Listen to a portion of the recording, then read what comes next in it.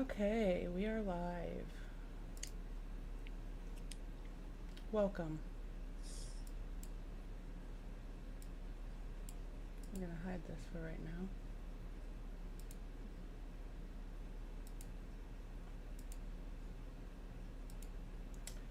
Until our other guest gets here, but until then.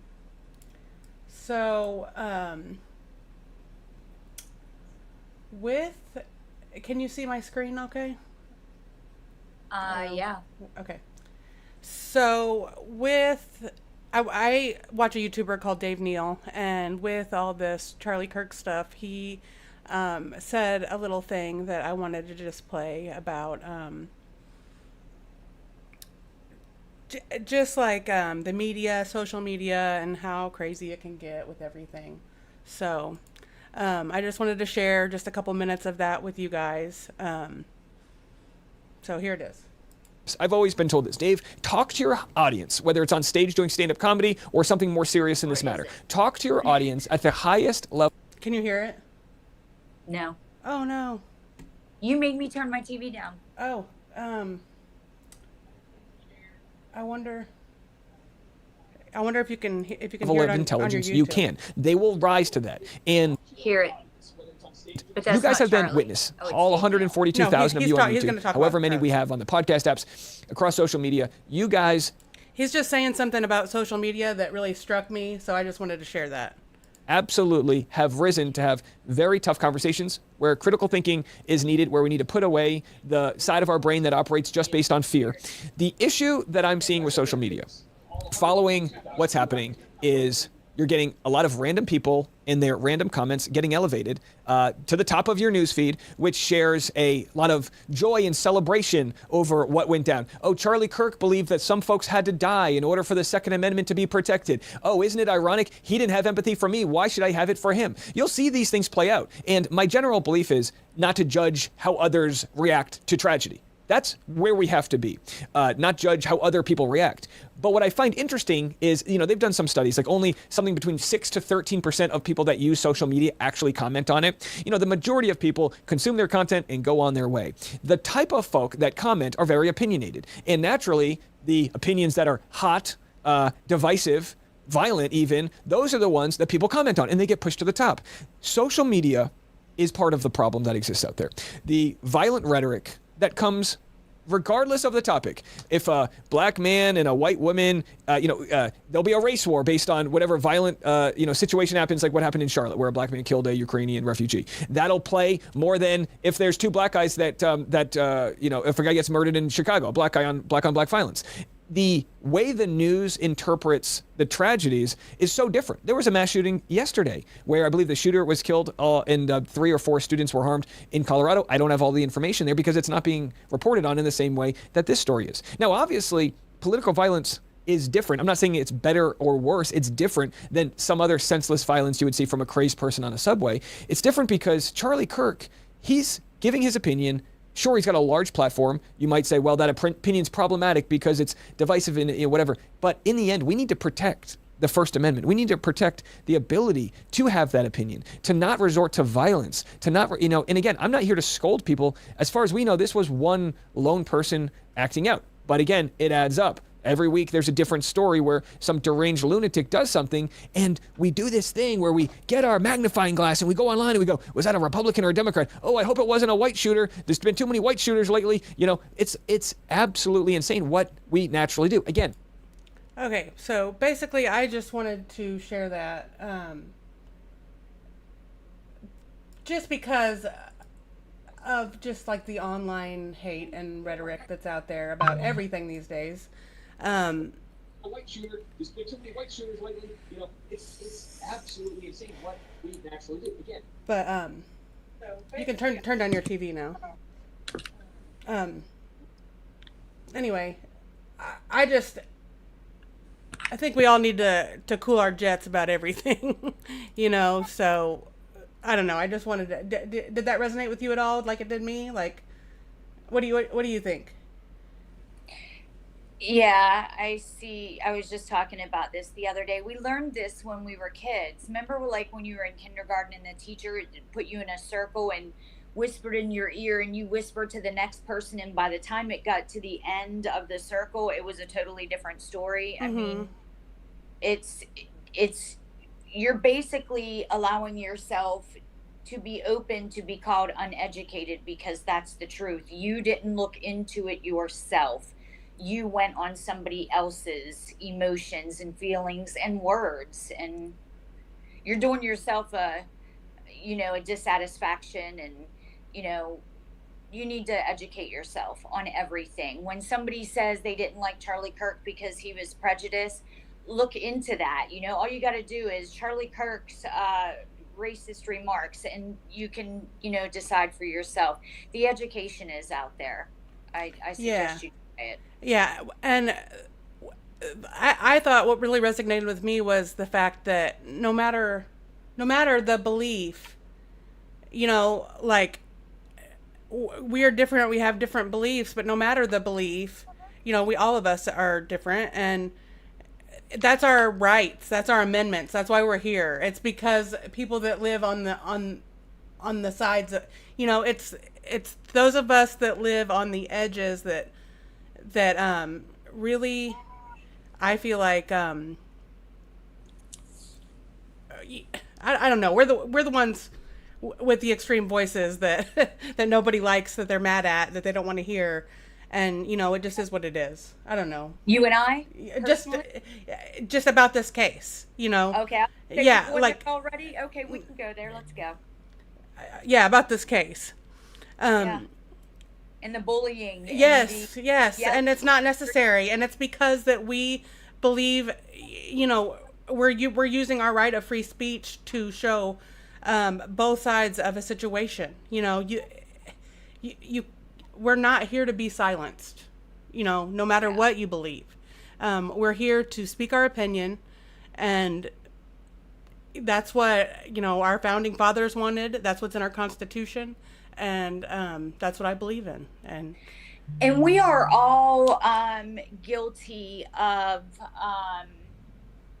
crashing out yes, yes, from time to yes, time. yes.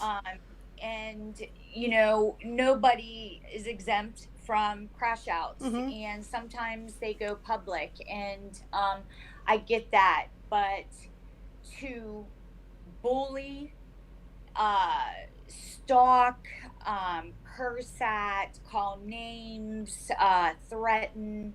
I mean, it's too much. It's way too much. Getting into this case and seeing the things that I've seen, and that's got me onto the case, was how harsh they were on this kid. And looking into this kid for 10 minutes, just looking into her for 10 minutes, I saw something ain't right. She shows no signs. Oh, I'm only 10 minutes in, but I'm not seeing any signs. So let me dig a little bit deeper. And I dig deeper and still no signs. And I, start looking into family members, and things start to make sense, but I don't see signs of what, so I have a different opinion, and I'm going to look into it. And I have been attacked, verbally attacked. I have been called names. I was arrested 16 years ago for a felony DUI. It was pretty bad. I thought I was Wyatt Earp, up and down the boulevard in Myrtle Beach, South Carolina, and I paid dearly, and I deserved every second of my payment. And it was the ugliest gift I ever received in my life, being arrested. I was arrested on 09/09 of '09. I mean, that was some weird shit. God woke me up, and I'm so grateful for it.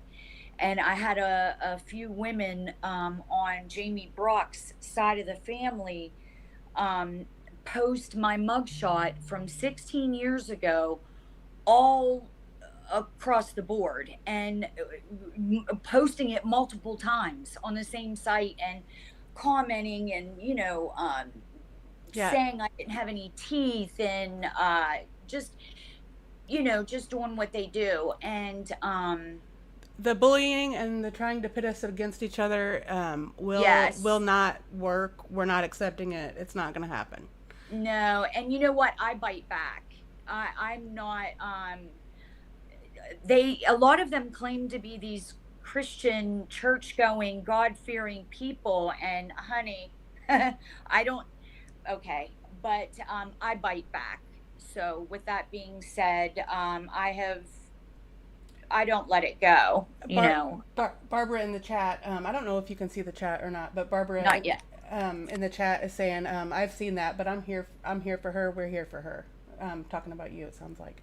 Hi, Barbara. Thank you. She said, "Same. No signs. We think for ourselves and not just follow the masses." Yeah, that was my point. Is like, our founding fathers fought for the right for us to live on the fringe and think crazy thoughts and believe things that other people may not believe. So if that bothers you, then just keep on living your life and move past it. It ain't got shit to do with you. Yeah, So I want to say one thing too, something else. One of the women that posted my mugshot, she wrote above it, and you can please show the mugshot. I don't care. It's horrible. It's a fucking horrible mugshot, but I don't care. She posted it and she said, "Happy anniversary, bitch." And I'm like, for a second, it was like a kick in the stomach. And then I realized, oh my God, she's right. It is my anniversary from 16 years ago. And look at me today. I'm not going to get into my career and my amazing part-time job that I have. I am super fucking blessed. But thank you to the women that posted that mugshot and said the things that you said, because I'm a better person today. And it was because of that date, 09/09 of '09. So thank you very much for the happy anniversary wish. And I love you for bringing me back to who I am today. Anyway. yeah, so people can overcome adversity, and that's why we're human, and that's why we're better every day than we were yesterday. We're growing, we're learning. That's what we are. That's what hopefully we all are gonna do. But in the meantime, we're not gonna sit around and bully each other. And it's the same people. Yeah, it's the Over same and people. over and over. Like, It's the same It's people. to And me, it's just very suspicious. yes, and I get it. I get that these people that you say you care about were tragically murdered. But I have never, in all the cases in my life, I have never seen victims' family members or friends behave this way. And let me step back, because I have seen a lot of their family members comment and say things and post, and they're beautiful. The things that they say are beautiful. The comments are kind and prayers and loving. It's not all of them. It's like three of them that it's just terrible. And then people that don't even know these three, they come out of the woodwork, and they're just as belligerent with their comments and their accusations, and calling this kid an evil bitch. And it's Yep. terrible. I've Yep. never seen a case like this, not even Casey Anthony's family. Yep. But to begin with, what we're going to start off with is I'm going to show these couple videos. It was between this and Nina Beauty Influencer on TikTok that kind of got me started down this rabbit hole. And I just wanted to share this. I asked if we could have permission to use her, but she never responded. So go give Dave Neal and Ivory Rose Knows on TikTok and YouTube and all that a follow. But this is kind of what got me down that rabbit hole. If you need to, you might have to turn your TV on for this. And I'll play both of her TikToks in a row so we can watch them, and then we'll talk about it afterwards.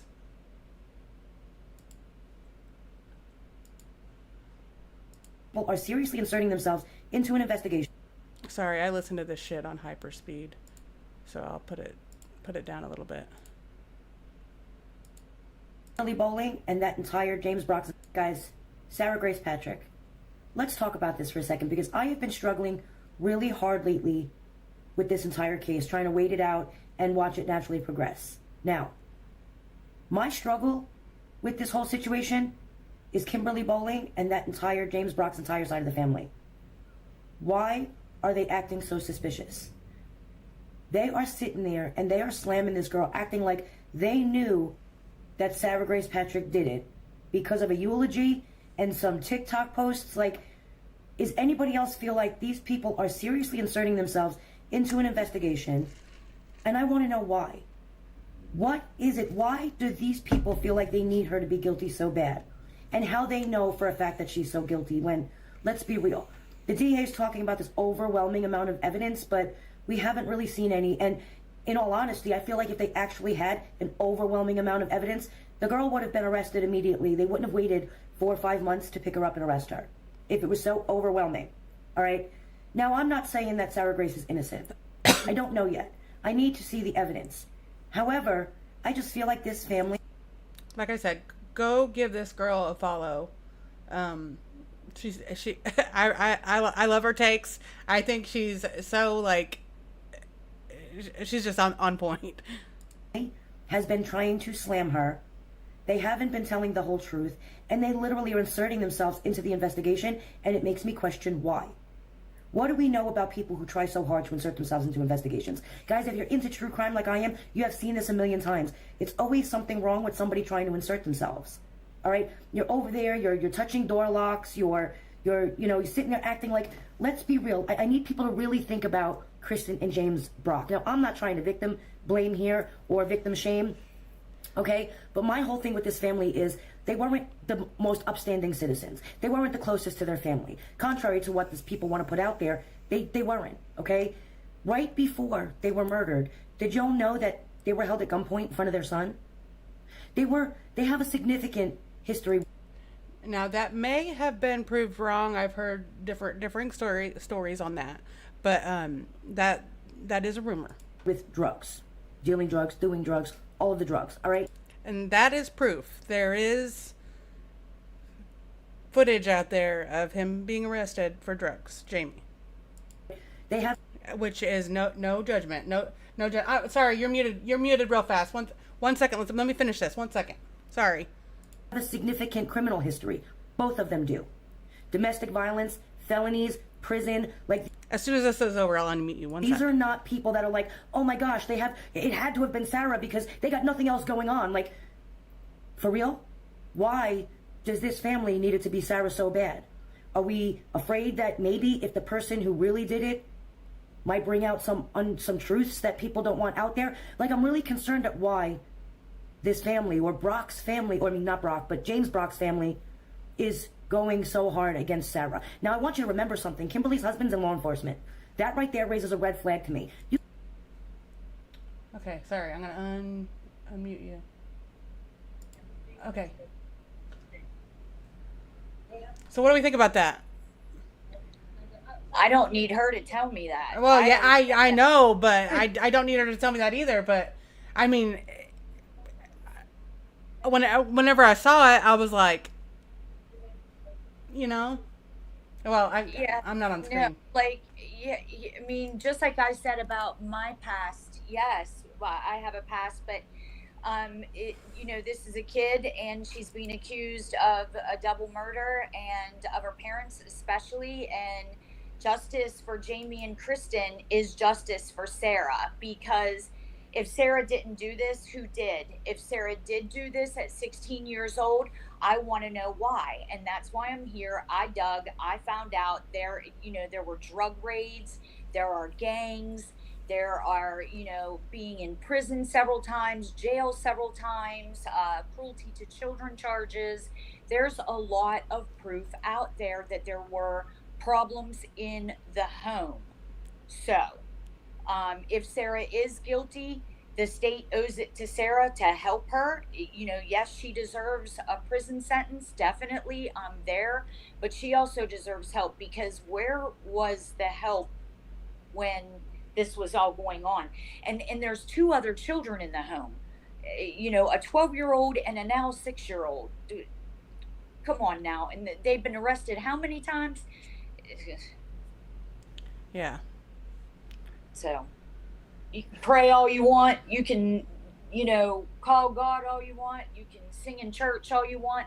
Addiction is addiction is addiction. And these arrest records are arrest records. There were problems in the home. So, I'm not victim bashing. I'm stating facts. And I have receipts. Hey, girl. Oh, hang on. Hey, girl, hey.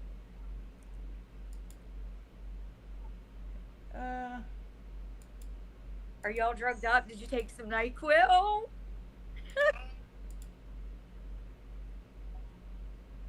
We can't hear you.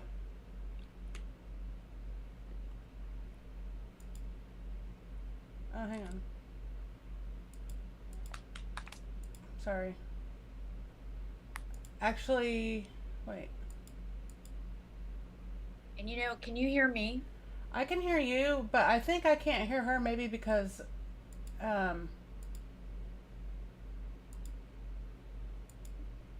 it might be my tech issue here.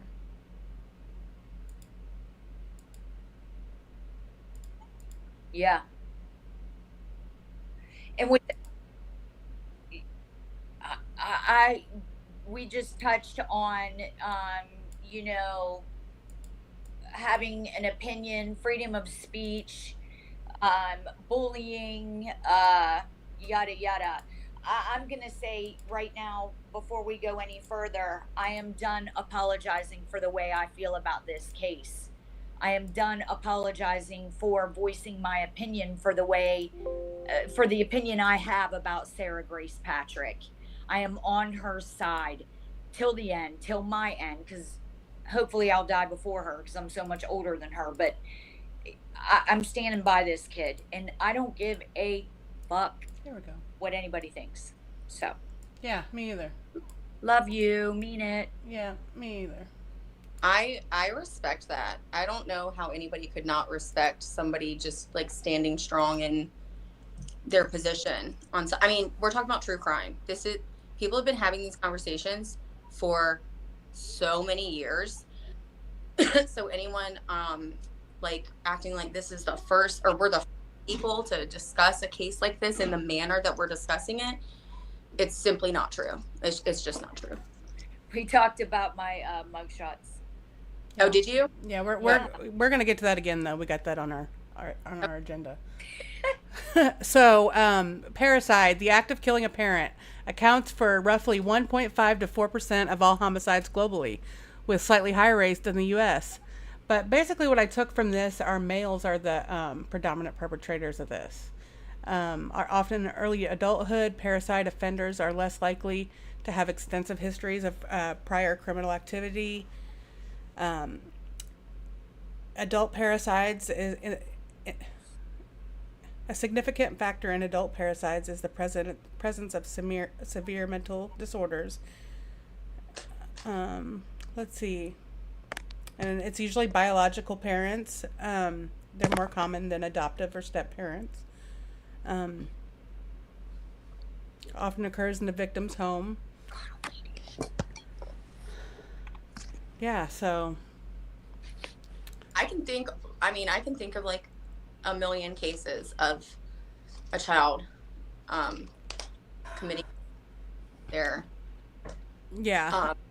But that's what's interesting about cases like this is like the whys and the psychology of it. I mean, we've talked about this a lot, about just it's very interesting, the psychology of why people do that. Yeah, it would be if she did do it, why she did it, Right. Yeah. Because I think that's a big part of it. And so victimology, we've been accused of victim blaming a lot, and that's not what we're here to do. We're not, in my opinion, even if they were high on drugs every single day and had 100 kids with them, they still didn't deserve to be murdered. And when you try to solve a case, you got to look into the victims' lives. What moron investigator doesn't look into the lives of the victims? Yeah. Yep. Get the fuck out of here. I think, though, that a lot of people are getting that confused. I think that people have, on social media, have heard the phrase victim blaming, and I think that they're confused and they don't quite understand what that means. So they think that anyone asking any questions about a victim's lifestyle or their circumstances or what was happening, around them or whatever, they take that and completely misunderstand and basically just say, oh, you're victim blaming because you're asking questions, which is just silly. It's just silly. Yeah, and I've never in my life felt so, well, I've never felt, I'm not silenced, but I've never felt like somebody has tried to silence me until this case. I've never, Yeah, it's the weird it's the thing. weirdest thing. And you know There's what's really, tons of people speaking out against us for even mentioning about the drugs or anything like that. Like, I've never seen it.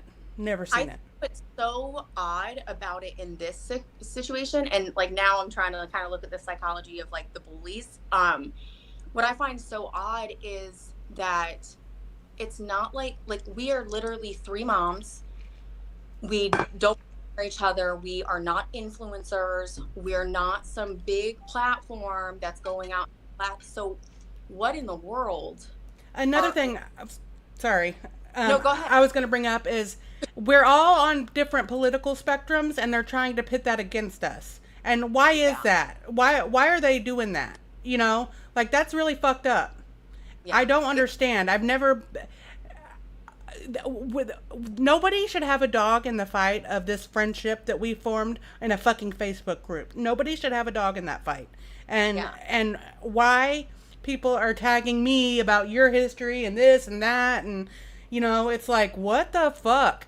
Why why is this any of your business at all? Also, hey Why Chelsea. are we so triggering to people? Why are people so triggered by us who are literally, I'm not going to say we're nobodies in the Yeah, world. we We are really nobodies. are, though. We I only are. have 12 followers on TikTok, like Yeah, 200 on Instagram. yeah. I Obviously, am nobody.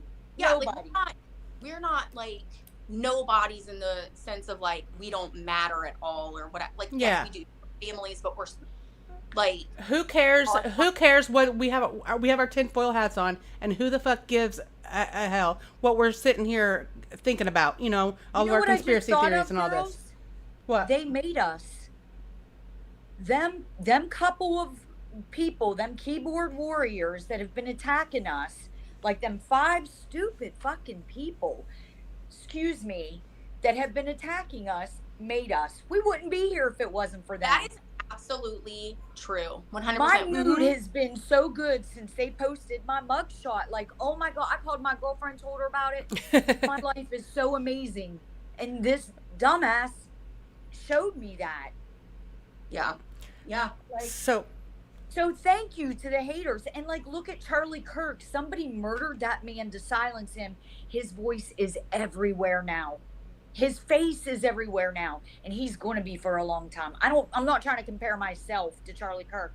I'm saying people trying to be silenced, people yeah, talked shit on, made fun of for their ideas, their thoughts. Like, yeah.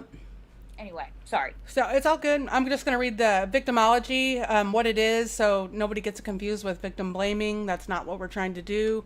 The scientific study of crimes, including the study of the relationship between victim and offender and of the consequences and effects of being victimized. Victimology is often considered a subfield of criminology, and the two fields do share a lot in common, just as criminology is the study of criminals and what they do and why they do it, and how the criminal justice system responds to them. Victimology is the study of victims. Victimology then is the study or the etiology of causes of victimization.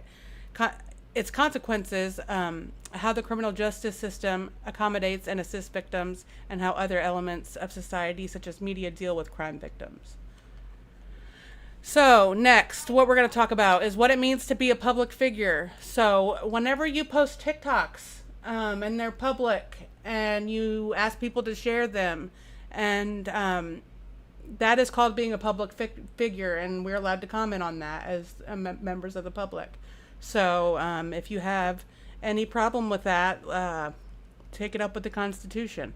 To be a public figure means to be someone with a prominent presence in society, such as a celebrity, politician, or influential figure in a public controversy, often by choice. So this means if you have something and you're asking somebody to speak out or share your TikToks, that makes you a public figure, so we have the right to comment on that. I just wanted to share that. Yeah. Wait, Yeah. someone 100%. else, you didn't read the most important part of that victimology. The victimology may include the victim's age, gender, Yeah, oh, race, yes. occupation, Yes. physical attractiveness, relationship Thank status. you. That's the whole thing. Yes, You thank have you. to you've got to dissect the victims. You have to. And sometimes there's a identifiable likeness in the victims. What if there is?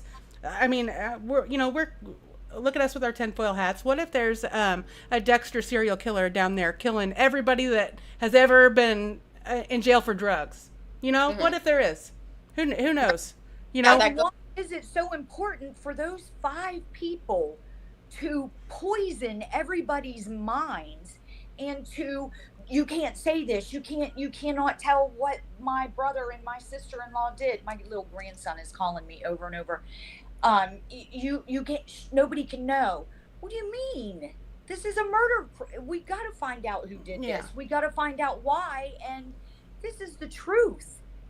It is just insane the way we have been, and we're not the only ones. I've seen Kimberly Bowling, Jamie Brock's sister. I saw where back in 2024 she was bullying people. We saw the post. We saw the hundreds of comments. Yeah, we're gonna get to that. So to say that we can't speak on what the victims were about, then how do you solve the murder? How do you prove Sarah did it? You're saying she did it because she's evil and a sociopath and a psychopath. Well, so she just woke up one day and said, okay, I'm going to kill my parents. No other trouble, no other crimes. We have a right to know. Yep. And we have a right to stand beside her. Yep. So since I showed these 2 creators, I just wanted to give them another shout out, so we don't get copyright struck. Were you going to say something, Laurel? I was, but it's fine. Okay. Come back up later. Okay. For sure. Also, I'm stepping away for 1 second, but I will be right back. Just yeah, remember, I'm sick. Sorry. Yeah, you're good. I just wanted to show a picture of Kristen and Sarah. I just thought this was a sweet picture, and just to kind of like get everybody's head wrapped around who's who. This is Kim. This is Jamie's sister. I forgot to actually make a graphic of their family and all that because it's kind of confusing. But this is the aunt. So this I think I find very interesting. This is the aunt and Miss Kelly with the IE at a gun range shooting guns, and Kimberly in Georgia comments, "Hold it in your hand. I don't need to solve another investigation." And then Tina comments, "I worry about you out walking alone." And Kelly says, I'm careful and armed." So Laurel, why would anybody go after Kelly? She's the one that inserted herself in this. She's not even affiliated with them. She's just it's so maniacal. I can't even wrap my head around her. Well, in the bond hearing, the defense even asked her, like, I mean, basically, not word for word, but like, who are you? Like, who are you? Yeah. Oh, I was reading the statement for the 12-year-old son of Jamie, like, and that 12-year-old, come on now. Yeah, so this is them at the shooting range. So, if anybody's got a history with weapons, I know in the South it's, it's very common to have weapons and all that, but, I'm just sharing what's public. Yeah. So this is Kelly with the IE. We're gonna watch some of her TikToks here in a few. She posts a lot of TikToks of walking and threatening. Yeah. So basically, what I'm trying to do is I'm trying to go back to see when they started putting Sarah's name out in the media, and I think it's really interesting. The day she was arrested. She was liking TikTok. She was liking comments and stuff on TikTok a long time before that. So, somebody. Sorry. No, you're good. Just before we move on, did y'all remember when we were talking last night and I was like, you know, the three of us, we are independent women, we're independent thinkers, and we're just coming together to discuss different positions. Did y'all mention anything about that when I was gone? Not really. Go. Yes. Yeah. So we Okay. all speak for ourselves. Go for it. Yeah. Talk about it. And we all respect each other's positions on this entire thing in any case that we talk about. So I just want to make sure that everyone knows, like, we don't all have the same exact opinion when we're talking about these things. We just actually shut our mouths and listen to each other, and that's how communication actually happens. And that's how you, like, you know, actually, like an adult, communicate.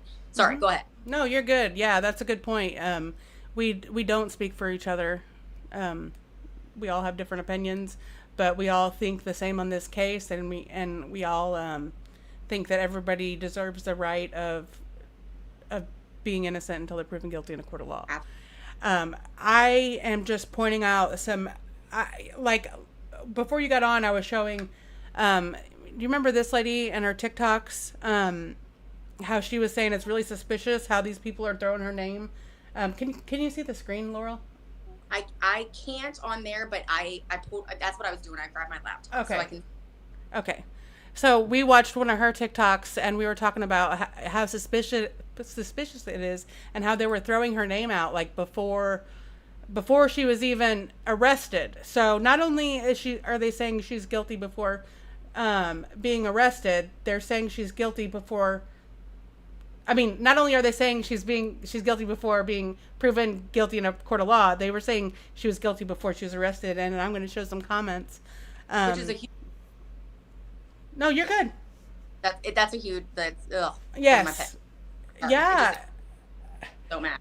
And, you know, like, and that's really bad about tunnel vision. So if these women are in the ears of cops, giving them leads and reasons, and saying, oh, she's a slut because she wore a short blue dress to the funeral and this and that. And I just think it's so fucked up.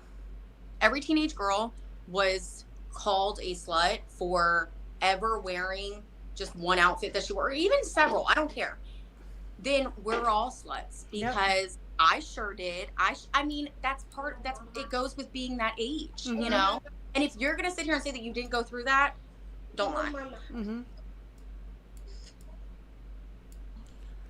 So somebody commented on 7-Eleven, question, when did you know it was someone close to them that did this horrific crime? She said day one. So from day one, she suspected Sarah, and she was on the hunt to get Sarah arrested, allegedly. Prayers that something is found out. Thank you. So 7/8, this is, I think, the day she was arrested. Somebody said they announced it was a 17-year-old daughter that did this, and supposedly her boyfriend. She likes this comment. Do you see it? Well, you don't have to look at it, but yeah, 7/8. So that's okay. She could, that's okay. That stuff right there. I mean, it's okay. Well, she also liked this comment saying, somebody said it was her and her bio dad.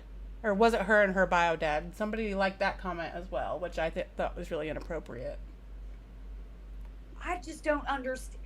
If that is your best friend, like, you should, me personally, I would be quiet and just support my best friend. I wouldn't be, I don't know. I don't know. Yeah. Sometimes read the room, know your place. Yeah. And also protect the integrity of a case that you are, quote unquote, so close to.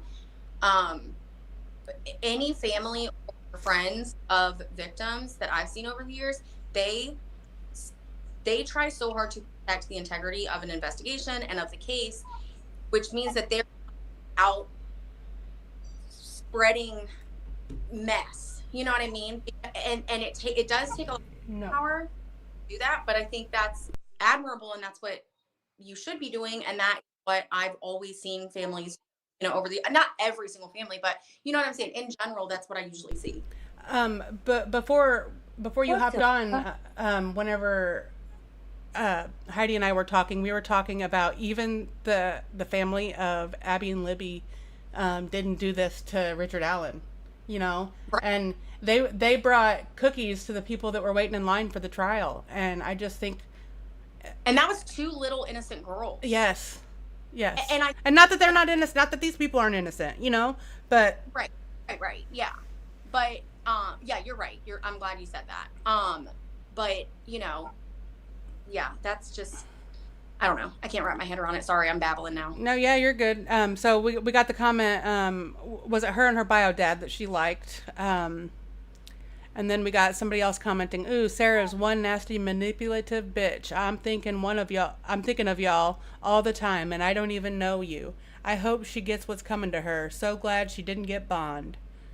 The most important thing in that thing, right, that comment right there, is I don't even know you.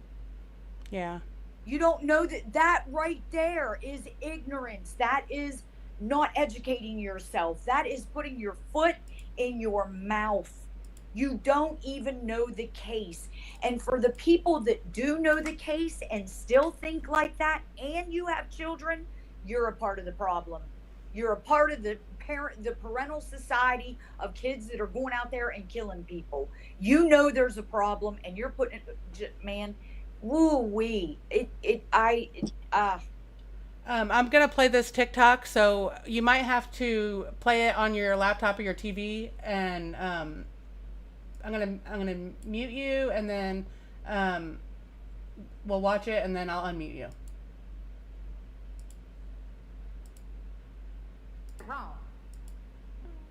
Hang on, let me turn this up. Sorry.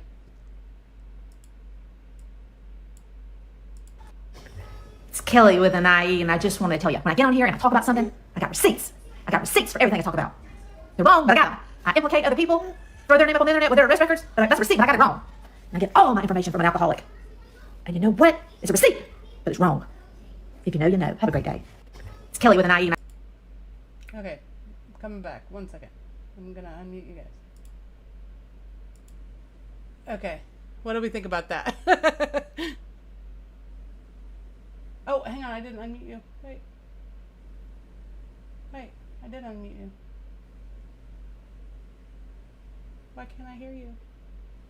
I don't know what we're looking at. Oh, Did you see it? no. Okay, let's see. Okay, I couldn't see it on my phone. I tried watching it on my laptop, but I would need, like, I can't hear it. I really just need to get some headphones. And That's a receipt, but I got it wrong. I get all my information from an alcoholic. And you know what? It's a receipt, but it's wrong. If you know, you know. Have a great day. It's Kelly with an IE. What'd she just say? You had it on full speed.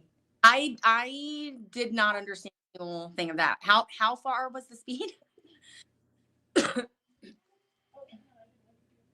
Oh, Emily, I can't hear you. Okay, it was really fast. Sorry. I muted Okay. it because she's growling up the. Okay, so we're going to try to. Maybe I could just look up her TikTok. Just 1 second. Okay. I'm going to. And that'll be maybe easier. But I mean, you're still going to have to figure out how to hear, I think. Yeah, Bo was like, yeah, I saw she was crazy talking super fast. Super fast. But obviously that was fast. Yeah.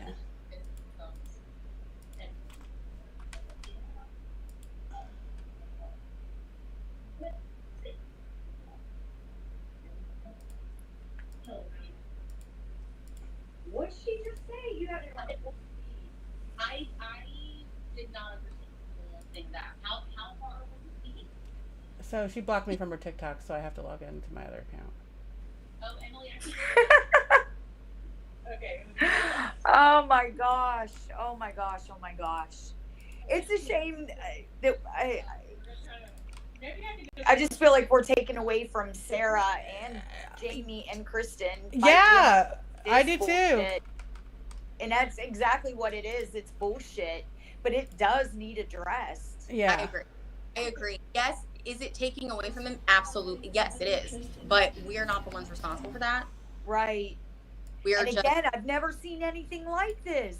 Look at the Idaho 4 family members. I mean, they held themselves with dignity and class. Grace.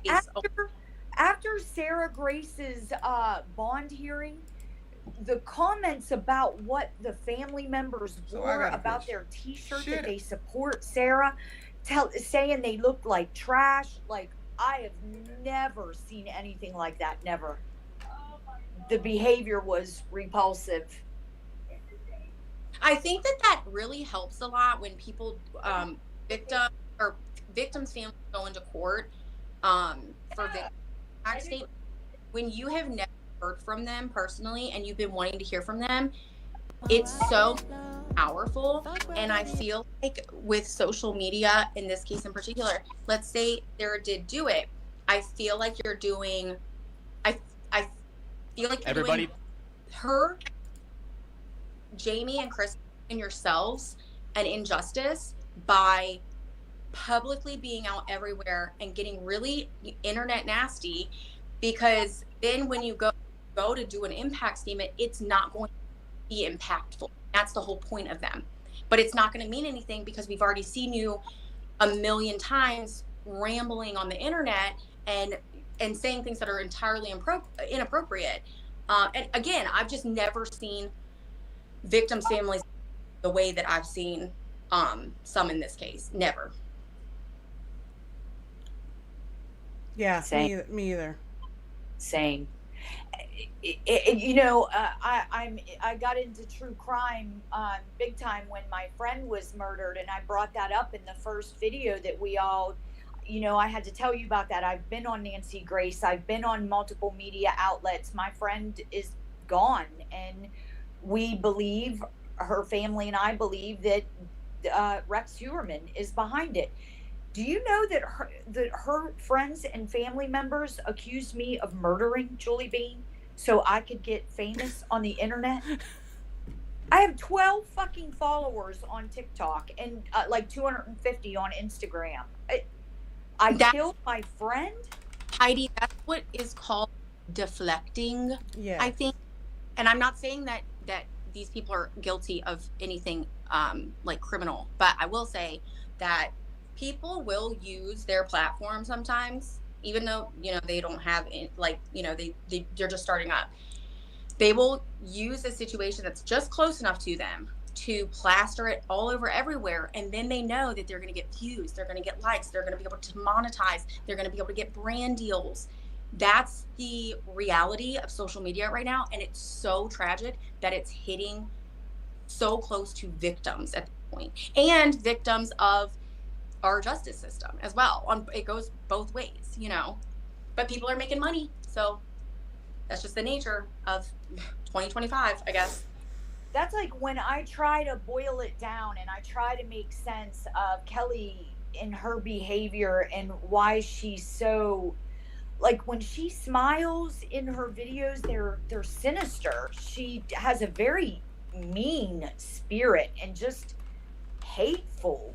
And when I try to figure out, why is she inserting herself so much in this? Why is she saying so many nasty things? Why does she talk the way she does? And the only thing I can come up with is attention. Is she trying to grow her TikTok or something? I see that, you know, she tries to sell a lot on her TikTok. Like, is that what she's doing this for? Because she says that she's been best friends with, first she said she was best friends with Jamie and friends of the family for 40 years. But where's the pictures of her and Jamie? You know, instead of being so hateful, why don't you do some videos with pictures of love, times that you were with Jamie, and times with Kimberly, whatever, and their children, y'all's children together growing up, all the years you guys been friends. Post that. I agree. You know? Yeah.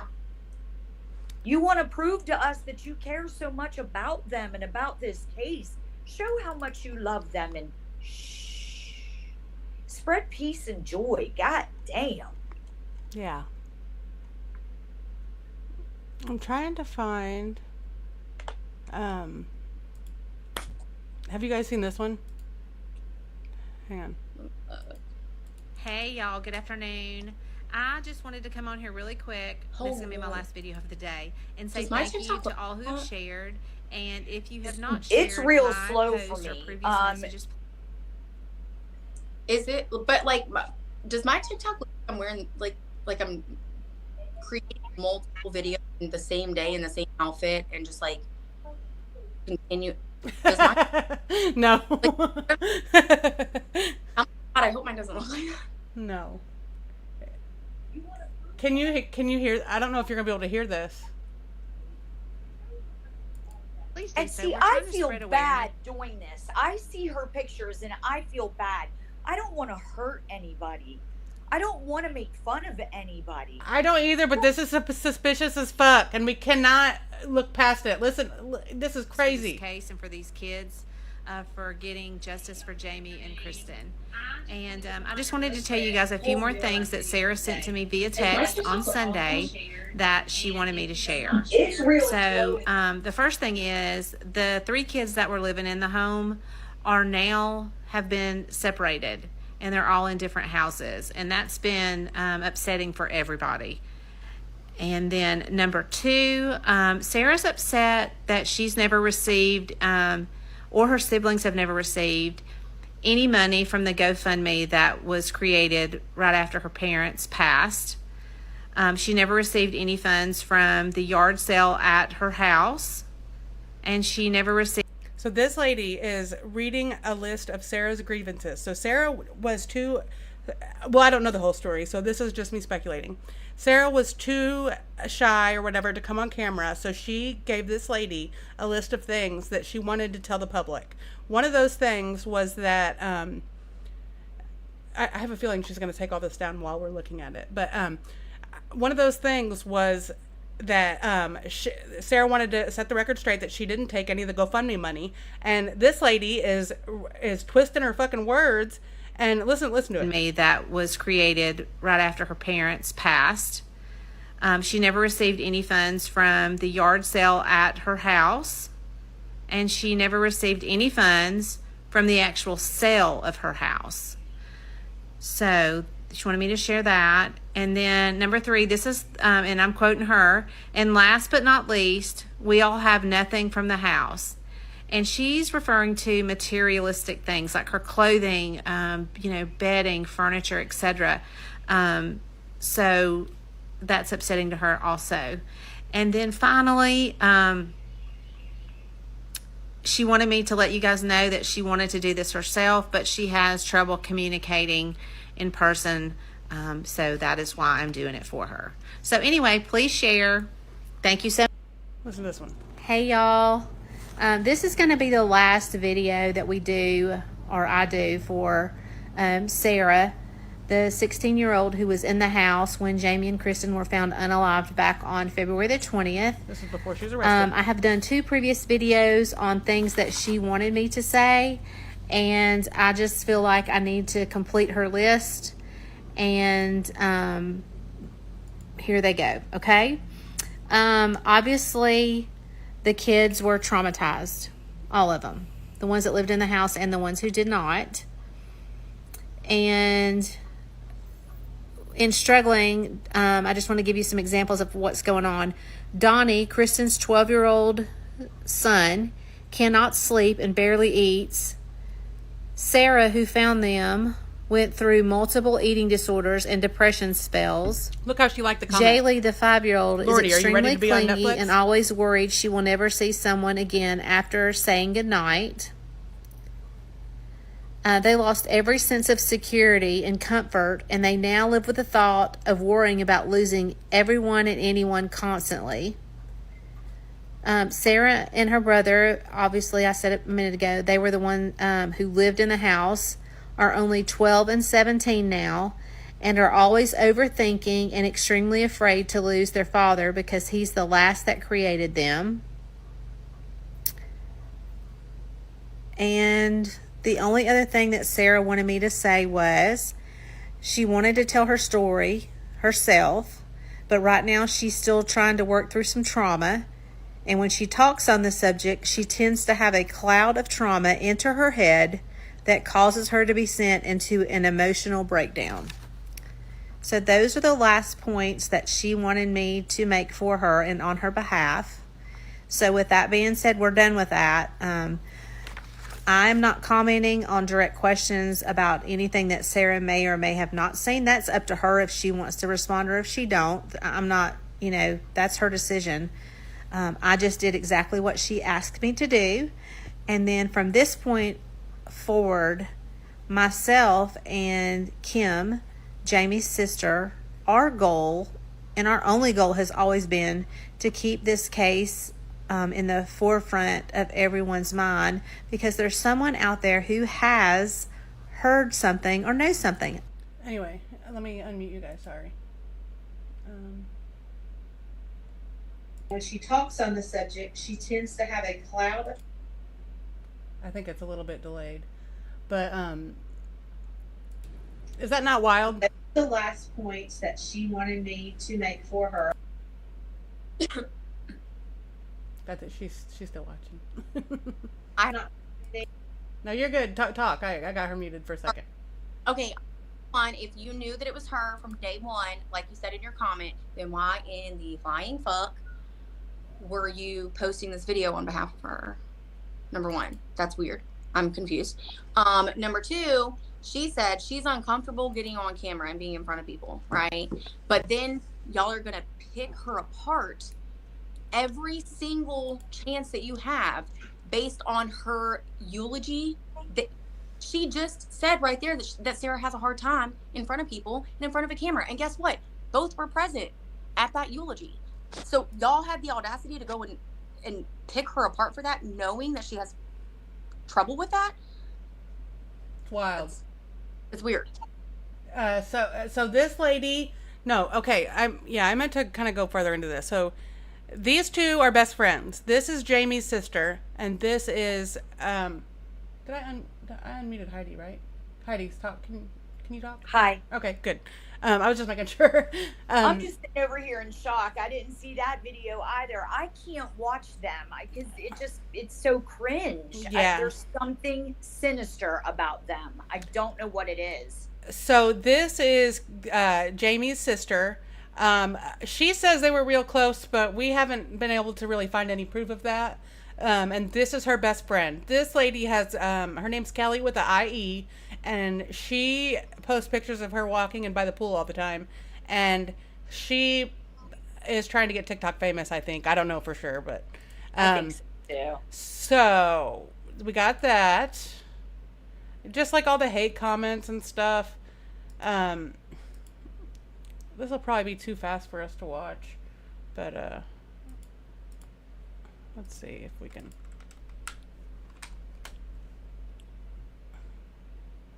I don't know for sure, but so we got that. I don't care. My sole purpose of making every TikTok I have regarding Jamie and Kristen's murder is to find out who did it. If I've hurt your feelings, so be it. If you think I'm talking to you, maybe I am. If the shoe fits, put it on and wear it, honey. The time is running out. Every message I have received has been turned over to authorities. TikTok, the clock is running out for you. There's always a delay. I will never apologize for trying to find out who did this. 10-second delay. You hurt a member of my family. She's not my blood sister, but she might as well be. So I will never apologize. Think about that. Think about what you've done. Maybe I am. The shoe fits, put it on and wear it, honey. The time is running out. Can you hear these? TikTok, the clock is running out for you. Did she really think the killer was watching her TikTok? You hurt a member of my family. Yeah. She might as well be. So I will never apologize. Think about that. Think about what you've done. Maybe I am. The shoe fits, put it on and wear it, honey. I don't know. I guess if you're desperate enough to find who killed somebody, I don't know. I just... Did she really think the killer... And she's a manipulator. Breaking news. I just wanted to let you know that I'm psycho. It has been reported that I am psycho, and that Kim, that's Kim with an I-M, she's aggressive, she's bitter, and she's a manipulator. So be very, very afraid and careful. Answer Barbara's question. You've been warned. Yeah, I think so. Okay. All right. Yeah. If not, okay, so this lady is Kim. This is Kelly with the IE, Kim with the IM, and then we got Kristen with a Y. She's down here somewhere. This is Kristen with a Y down here. So, okay, let's get to it. We got all that. Let's see about this one.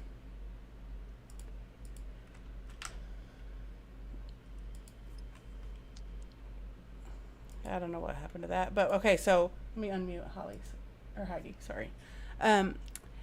So there's somebody, 619 said, I think the older daughter is involved and she liked it. And she said, why do you think that? Just curious. And she said, I live a couple miles away from the house and it's what the word is around here. And she said, so many theories out there.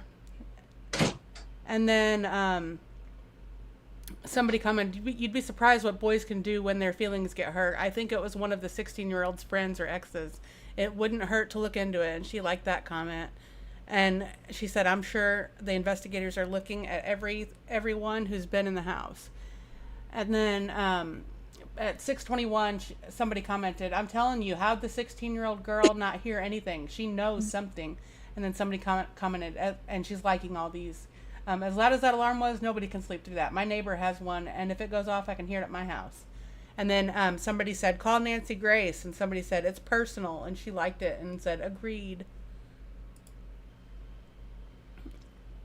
There was also another comment that I found interesting, and I screenshotted it. And I really don't watch as many TikTok videos as you guys do. I never have, and I don't either. I lay there at night, like I just watch funny shit. My algorithm is funny as shit. Yeah. Anyway. I'm just not on TikTok that much. I know it's weird because I post TikToks, but anyway, but I did happen to see this one comment where someone else said, I live a mile down the street, similar to the other one, and said basically like the investigators in that area don't know what the hell they're doing. This is a comment. Please remember that it's a comment, but I found that interesting because I was like, that would be a really some interesting insight to see what the community there actually thinks about the quality of investigations there. Me too. And I do have one other investigation on this slide I'm going to get to and tell you about that. It's really interesting. So the one thing that I've been screaming about, when they got there and tested Sarah for gun residue and, she had no blood on her, but yet they arrested her and got this mountain of evidence. Well, okay, so if she killed Jamie and Kristen, she'd have to have blood on her. So she would have to get into the shower and take a shower. Yet they didn't test the drains. They didn't take the P-traps out of the drains in the shower. And let me tell you something.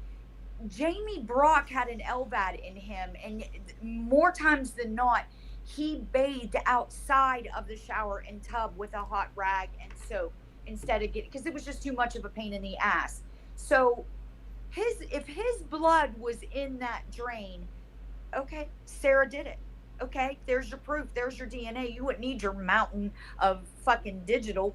There's your DNA right there. Yeah. But they didn't take those traps. And she had to have had bloody clothes. There had to have been bloody clothes and a murder weapon. I don't care if it was her, there had to have been bloody clothes and a murder weapon. Period. Yeah. Somewhere. Right. And them along with the gun is gone. Well, I do have a question though. Well, did we ever find out what the autopsies said? Was there ever an autopsy report released that you guys know of? Because I don't know. I don't care about the autopsy. It's obvious how they died. I want to know the toxicology. No disrespect. Yeah. I want to know about that toxicology report. Y'all. I think they have they have talked about having it, so the family does have it. So here I'm just highlighting more comments of people saying boyfriend, girlfriend, daughter's boyfriend, and she's liking all these comments. I hate to say it was the older child in the house, but you never know. Truth will come out, and she's liking all these comments. And somebody commented, do you know, and this is 623, somebody commented, do you know that a silencer was used, and that's why nobody heard the pew-pews? And she said, no silencer. Then 625, 2 days later, somebody comments, maybe there was a silencer because how did no one hear the gun going off? And she said, maybe it hasn't been confirmed or denied. So if it hasn't been confirmed or denied, how is there no silencer? Like, you're talking out of your fucking ass. Information. That's what I want to know. All right, so she's been beating her up before she got arrested. Yes, I didn't 100%. look at any of this. Yeah, and she was probably throwing her under the fucking bus to investigators, and that's probably what gave them tunnel vision from the get-go, because of who would go out and say their fucking niece did this to their parents? Who would do that?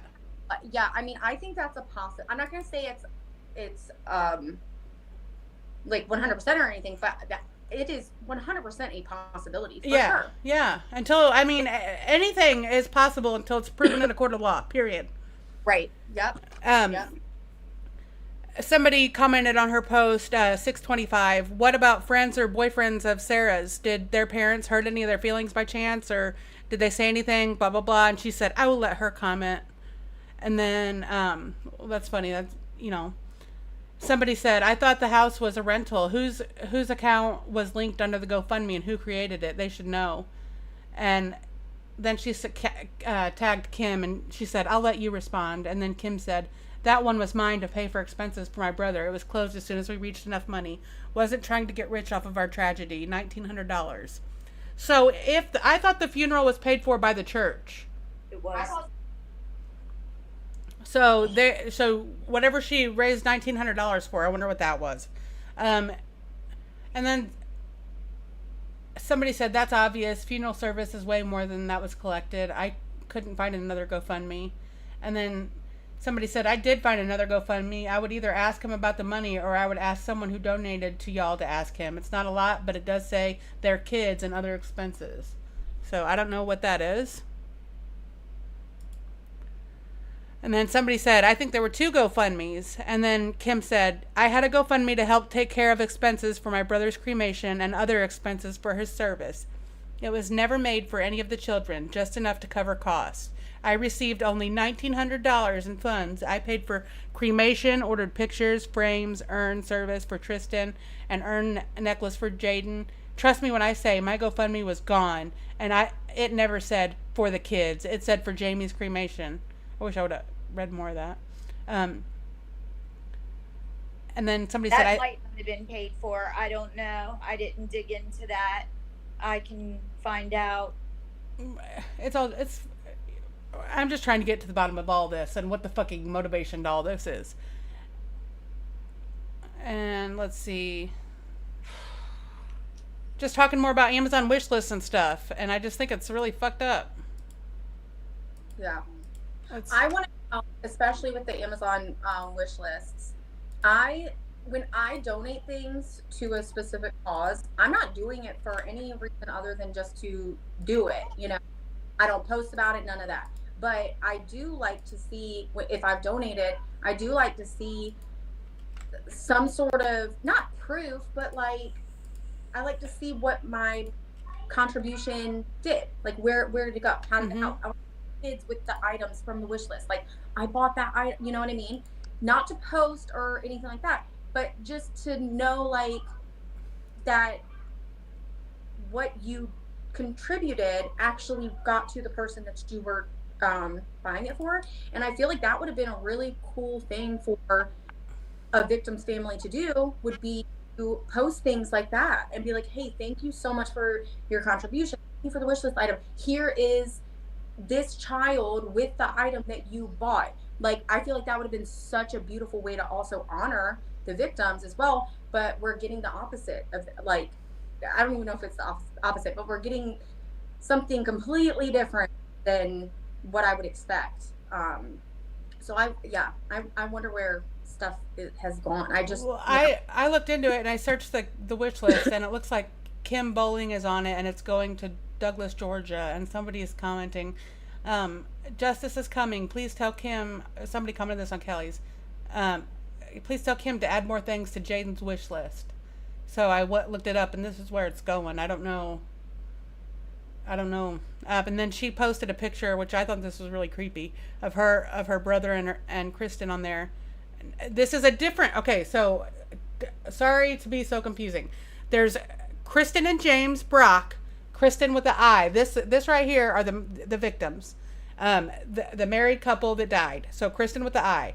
So Kim posted on her page a picture of them two kissing, and she said, she put a comment bubble that says, "We are murder victims. We saw our own daughter murder us. Cry face, cry face."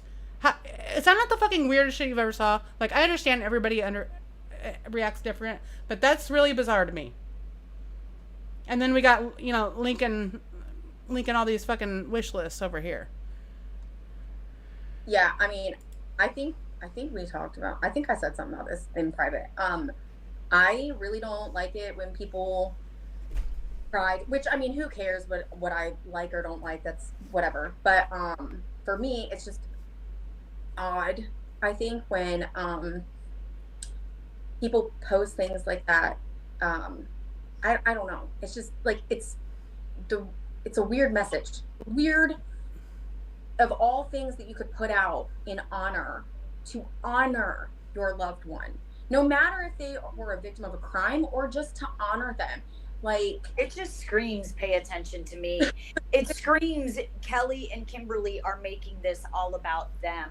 They say they want justice for Jamie and Kelly, but Jamie and Kristen, but they don't want you to know the real lifestyles of Jamie and Kristen. They don't want you to know the type of people that they were really around. They don't want you to know that there were meth addicts living in their yard, that they had been arrested multiple times for possession, manufacturing, distribution, again, cruelty to children. They don't want you to know any of that. All they want you to know that Sarah got naked on Snapchat. Sarah's an evil bitch. She's a psychopath. She wants to get to Gypsy Rose. They keep saying that over and over again. She idolized Gypsy Rose. I liked Gypsy Rose. I feel sorry for Gypsy Rose. Yeah, I think she probably could have spent some more time getting some help. But, I mean, I'm not a killer. Screenshot or something, though, of those accusations of Sarah. Was Sarah just interested, like I was at her age, in true crime? Or did she actually idolize? Right? Show us something. Give us some. Look, I found today, just scrolling through certain things, because I was like, I better get it together. I'm looking at this one particular Ivory Rose TikTok, and I see this older man. He's probably in his 30s, maybe 40s. I don't know. But he comments that Sarah is an evil bitch and she wanted her parents dead. She hated her parents. And I commented to him, sir, how does somebody at your age, how do you know the emotions of this 16-year-old girl? Were you talking to her? Because if you were, I'd like to know why. This is an older man who, they say there's another suspect out there. Sarah needed help to get rid of the gun in her bloody clothes. You're over here saying she hated her parents, and you're a lot older than her. Did you help her? How did you know she hated her parents? Did she tell you? What are you doing talking to a 16-year-old? What I'm trying to say is y'all need to be careful what the fuck you comment. I mean, or are you just talking out your ass? Yeah. Are you just some 30-some-year-old man talking out your ass? Katie said Sarah was not obsessed with true crime. She didn't even know who Gypsy Rose was. And also, I have a TikTok in here of Kelly going, she wouldn't even share our TikToks of us asking for help. So you're mad that she wanted to create her own TikToks asking for help, that she didn't share your TikToks asking for help. Sorry, y'all. I'm so sorry. You're good. Speaking of the irony of that, did we ever discuss the irony of everybody like, oh my God, she was crying on TikTok like every 16-year-old girl these days do, and then the thing that the other person who's a full-grown adult doing the exact same, exact thing, except her brain is fully developed, and it's to that, but we're gonna pick apart this 16-year-old girl who's, again, brain is not fully developed and going through crazy shit, obviously. Yeah. Whether she did it or didn't do it, obviously her life had some crazy shit going on, because if she did it, there was something happening. If she did it, you know what I'm saying? Like, Yeah, if you can. I don't give a shit about Kelly and Kimberly anymore. I don't give a shit about these weirdos on the internet calling me names and posting my mugshot. I don't care. What I do care about is the investigation, and have they looked into all these, these people that were living in the sheds on the property, the person that pulled the gun, and I do believe that somebody pulled a gun on them. I, I do believe that. How can this guy be excluded out? What did his wife say he was at home? The drugs in the back seat of the car, the gang members that Jamie was affiliated with, the people that hated him in prison. There was a guy he was locked up with that threatened to kill him when he was out. Is that being investigated? I just. And well, this is why I have said, I mean, since the first time that I ever talked to you, or you and I, Heidi, talked on TikTok, I've always said, I want the discovery. Like, I want to wait for the discovery. I want to wait for the discovery. And that's why I'm always really careful about the things that I say. Because like, that's what my thing is. Like, I want some sort of information, because I really can't exclude anything until I see something of substance,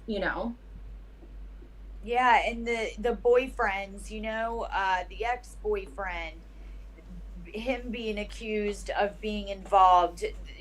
Jamie and Kristen didn't like the 21-year-old. Jamie and Kristen didn't like the 18-year-old. No, he's still 17. That is not true. Kristen was posting pictures with both boyfriends at the time Sarah was dating them. Showing her support. Yes, the bullshit. DJ wouldn't let Sarah Grace live with him because she was too out of control. That's not true. Sarah had a job close to Kristen. Her boyfriend was closer to Kristen. Sarah killed them because she wanted to be with her boyfriend that night. That's not true. Just the insanity. But I think the worst one is accusing Sarah of having her 5-year-old find them dead. Like, these old women pushing that narrative. If that is true, oh my gosh. Just to continually beat that in the ground. That 5-year-old's going to see that shit one day. Your goofy ass pictures and your posts and your comments. And because you want, Emily, you want to pull up some of the TikToks that she deleted, but we still got? The shit's still out there. The things you said are still out there. Like, where's the justice for James, Kimberly, and all that you guys or Kristen, I'm so blown away by these posts that you're showing me that I've never seen, these comments, the ignorance, Hey, it's Kelly with an IE. I haven't fixed my mullet yet. People are going to be so disappointed in my trashy self. Dadgummit! A lot of it is brand new to me. So y'all roll whatever TikToks you want. I will watch them. All right. Yeah, I've never seen these before. Here we go.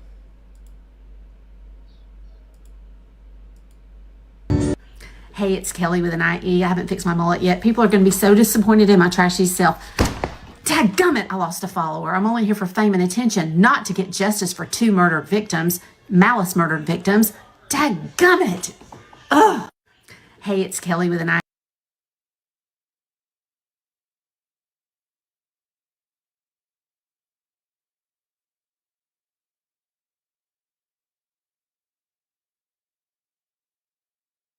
Intuition and statistics and just a gut feeling, but I feel like they had to have been murdered by someone they knew.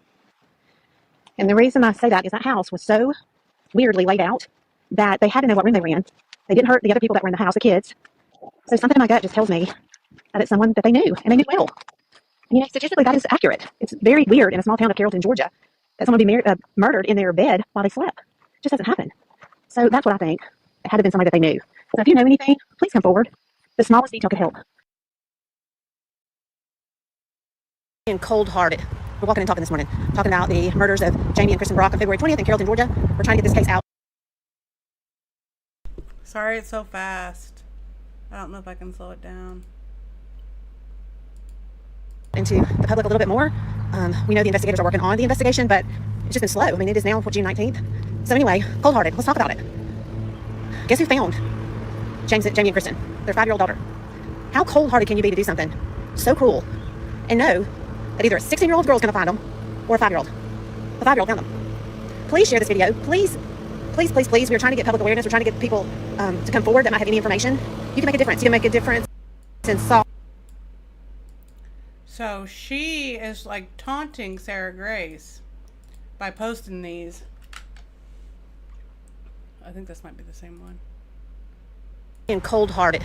Yeah, that is. Let me unmute you guys. Sorry. Okay. Oh, here we go. Just hang on. I'm gonna mute you guys. Just sit back and relax and listen to this. We got a few to go through.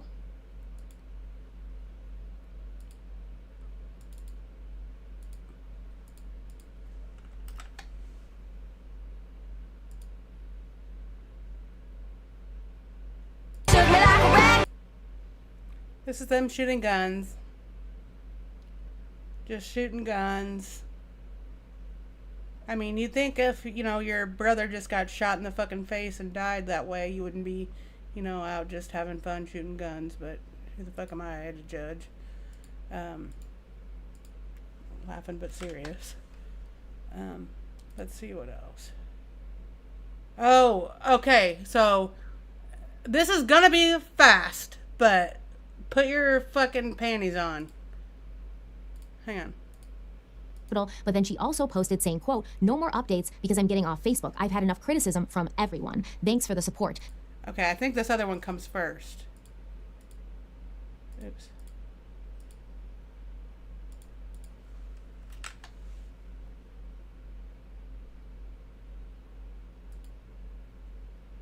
And keep his heart functioning while waiting for an organ donor. Now, on July 25th, 2021, Kristen posted a picture of James in a hospital bed, and she asked everyone to pray, stating that he wasn't doing well at all, and, you know, begging for him to pull through. Under that post, there were, of course, people wishing James well, asking what had happened, and a comment from someone who appears to be James's sister, and she said, quote, "So many stories about what happened to my brother. If he wakes up, I'll know the truth. Pray he wakes up and tells me, please wake up," end quote. So Kristen replied back to this person in 3 separate replies. Quote, "I wish I had answers, but he was so mad and sad. He will wake up. Sometimes it's not for me to say. You have to hear it from him," end quote. James's sister replied back, quote, "Only you and Jamie know exactly what happened, and he's not able to tell me, so only you know. I just wish I knew. If you know more, please tell me," end quote. And you'll find that as we go through this video.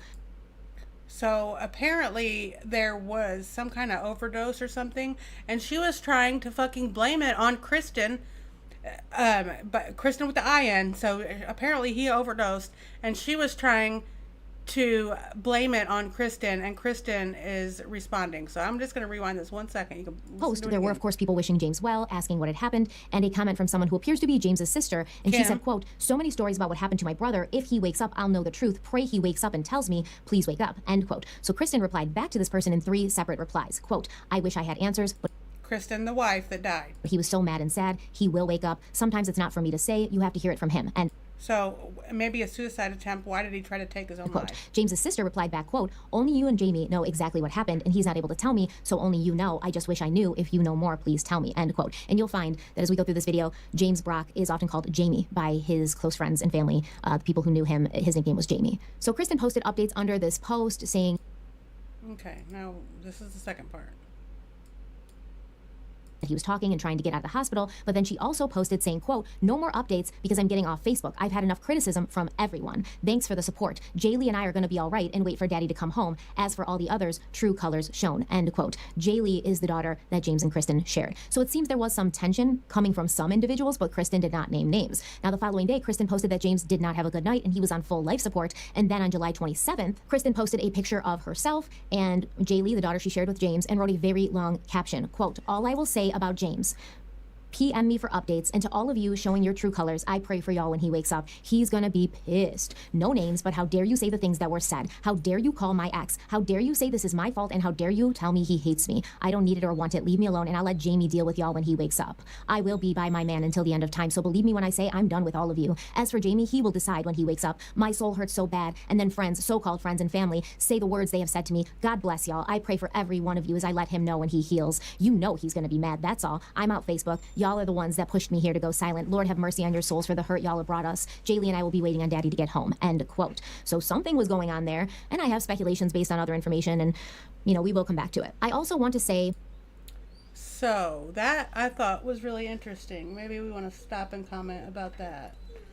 Because apparently something had happened, and yeah, I don't know what the fuck it was. That goes back to about 20 minutes ago when we were talking about the bullying, Kim, the proof of Kim being a bully, and inserting herself in their marriage. And that's more proof of what we discussed in the beginning of this video, that they didn't have anything to do. Kristen and Jamie didn't have anything to do with Kim. When he had the LVAD surgery, it looks as if he might have exchanged some text messages with Kim. She was wishing him well and wishing him get better soon. And, you know, just more proof that the home was insane. I don't know if that was an overdose. I have no idea what happened that day. But, I mean, everybody's going to see that TikTok right there, and more proof Sarah didn't live a normal life. And neither did Donnie, neither did Jay Lee. And for family members to step in now and say, I want that little girl, she should be with me. Oh, yeah. Where were you? Yep, I got when those. You don't say anything about the little girl in that video. You don't say, are the kids safe? Never. Katie O'Keefe, said, are those 9mm? I have no idea. I'm not a gun gal. And then she also said, I believe that's when he got the LVAD. So why are they asking? They were very accusatory in that post. So I'm really confused about that. Kim didn't come visit. Kristen Dowda did. Kristen with a Y. They got into arguments because Kristen with the I was messed up on Xanax, and they were both smoking the weed pen in the hospital room. So let's see what else we got.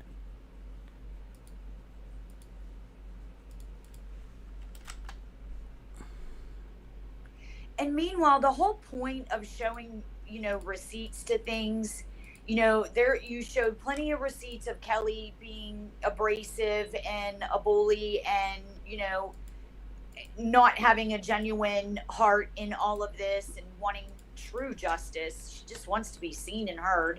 And then there's Kim. She's been bullying and picking on people and, you know, inserting herself in this situation.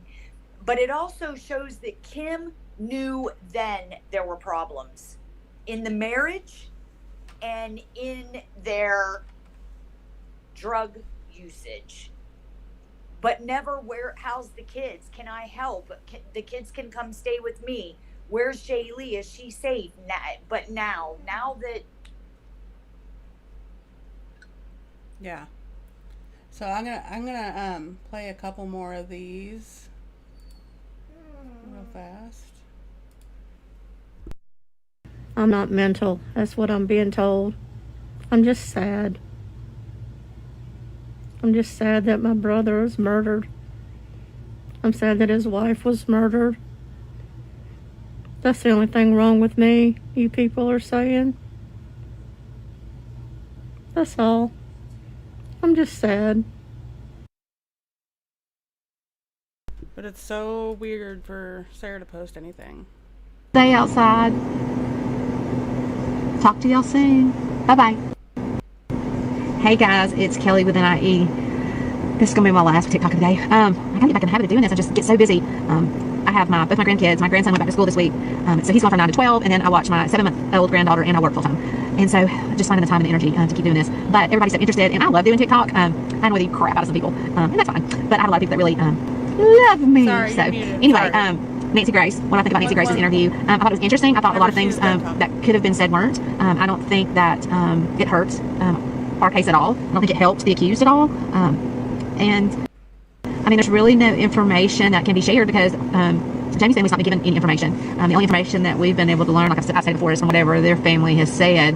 And just FYI, nobody is going to get any evidence until trial, because up until the point there is a conviction, this is an open case. Did you guys realize that? So it's an open case all the way up until a conviction is made. So they're not going to release any information. The only way you might get anything is if the accused talks to her father or talks to his girlfriend or whatever she is, or somebody on a phone, and then I'm gonna just try to get these all out of the way so I can unmute everybody.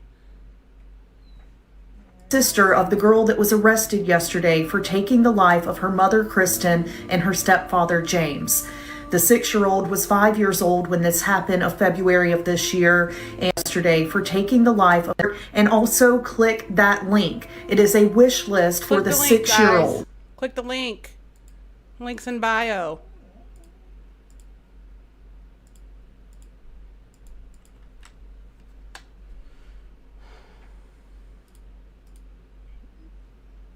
So at this point, that is where we stand, and this is all we know. And where do I stand? Well, as I mentioned in the intro, Sarah's behavior to me is very reminiscent of another case. If Sarah Grace Patrick's TikTok tributes, emotional posts, and desperate pleas for attention following the murder of her mother and stepfather struck you as unsettling, you're not alone. And as I watch this case unfold, I'm reminded of another teenager who wrapped herself in public grief, only to later be revealed as a central figure in the very tragedy that she appeared to mourn. And that teen was Michelle Carter. In 2014, Michelle Carter was just 17 years old when her friend and occasional romantic interest, Conrad Roy, took his own life in his trial.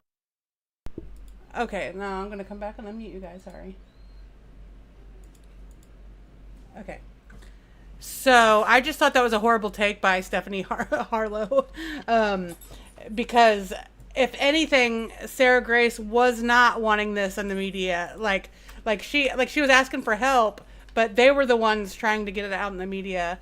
And I just thought that was a horrible take, saying that she was anything like that teenager that did that to her boyfriend, online, that made him commit suicide. If you remember that. I remember that case. I couldn't hear anything going on. Yeah, I couldn't either. So that's the only reason we were. Oh shit! I'm sorry. I'm so sorry.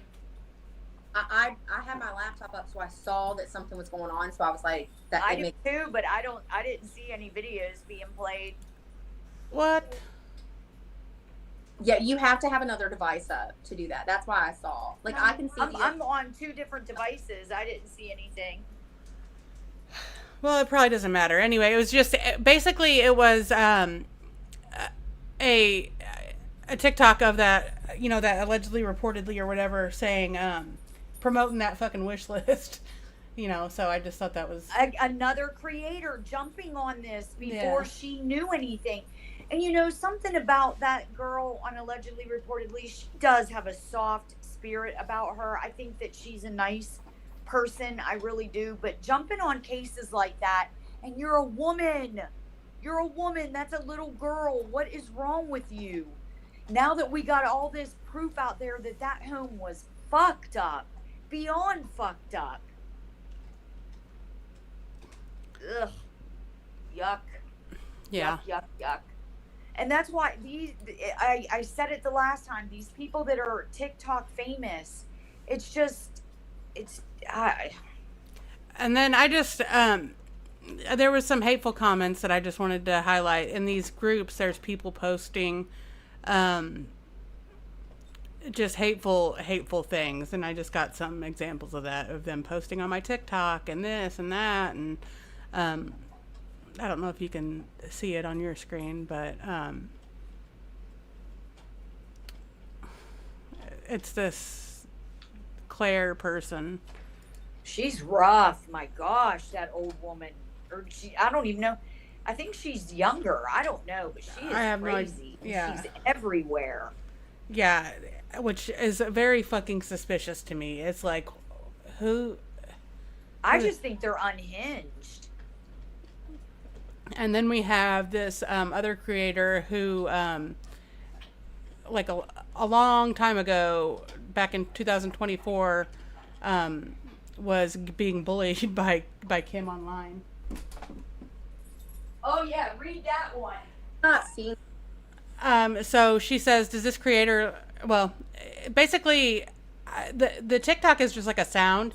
And somebody said, you're absolutely crazy. I think she's jealous of you and your platform and your life because you actually have one. She's disgusting and needs help. And she said, no need to be jealous. We all have purpose. And then somebody else commented, Miss Kimmy is pretty chummy with another creator. This comment seems on point for her. This was back in 2024. And I don't know. I guess it's Christy Sable 71. She said, Rhonda, you apologized to me in messages yesterday, and Kimberly and GA, you followed me. But I don't really know the tea behind that, but I just thought that was funny. Back in 2024, they were calling her a bully. Also messy and in high school, and I just don't like. I know I'm only 31. To me, I'm established, but I know to other people that's like, oh, you're only 31, whatever. But to me, I'm like, I'm too old for this shit. Like, I don't have time or patience or interest to do all of this mess that some people are. I just don't get. It blows my mind. Yeah, and then bullying me too. Bitch, I bite back. You better be careful with that. Yeah, I've just never felt, then why are people trying to silence us? And this is where she posted your mugshot. This is anytime anybody says anything about her possibly being innocent, all these people are on there just tearing it down. And then the quality of these people, like, I'm trying to give the person the benefit of the doubt, and I'm looking at the source, because they always tell you look at the source. I had this one woman ripping my appearance to shreds, and she got these size extra large dentures in her mouth, and like her teeth, literally Queen Latifah, Toothpaste Shakur, and you're talking shit on me, and like, I'm just baffled by these people. And Tiff Todd, that Tiff Todd always got something to say, and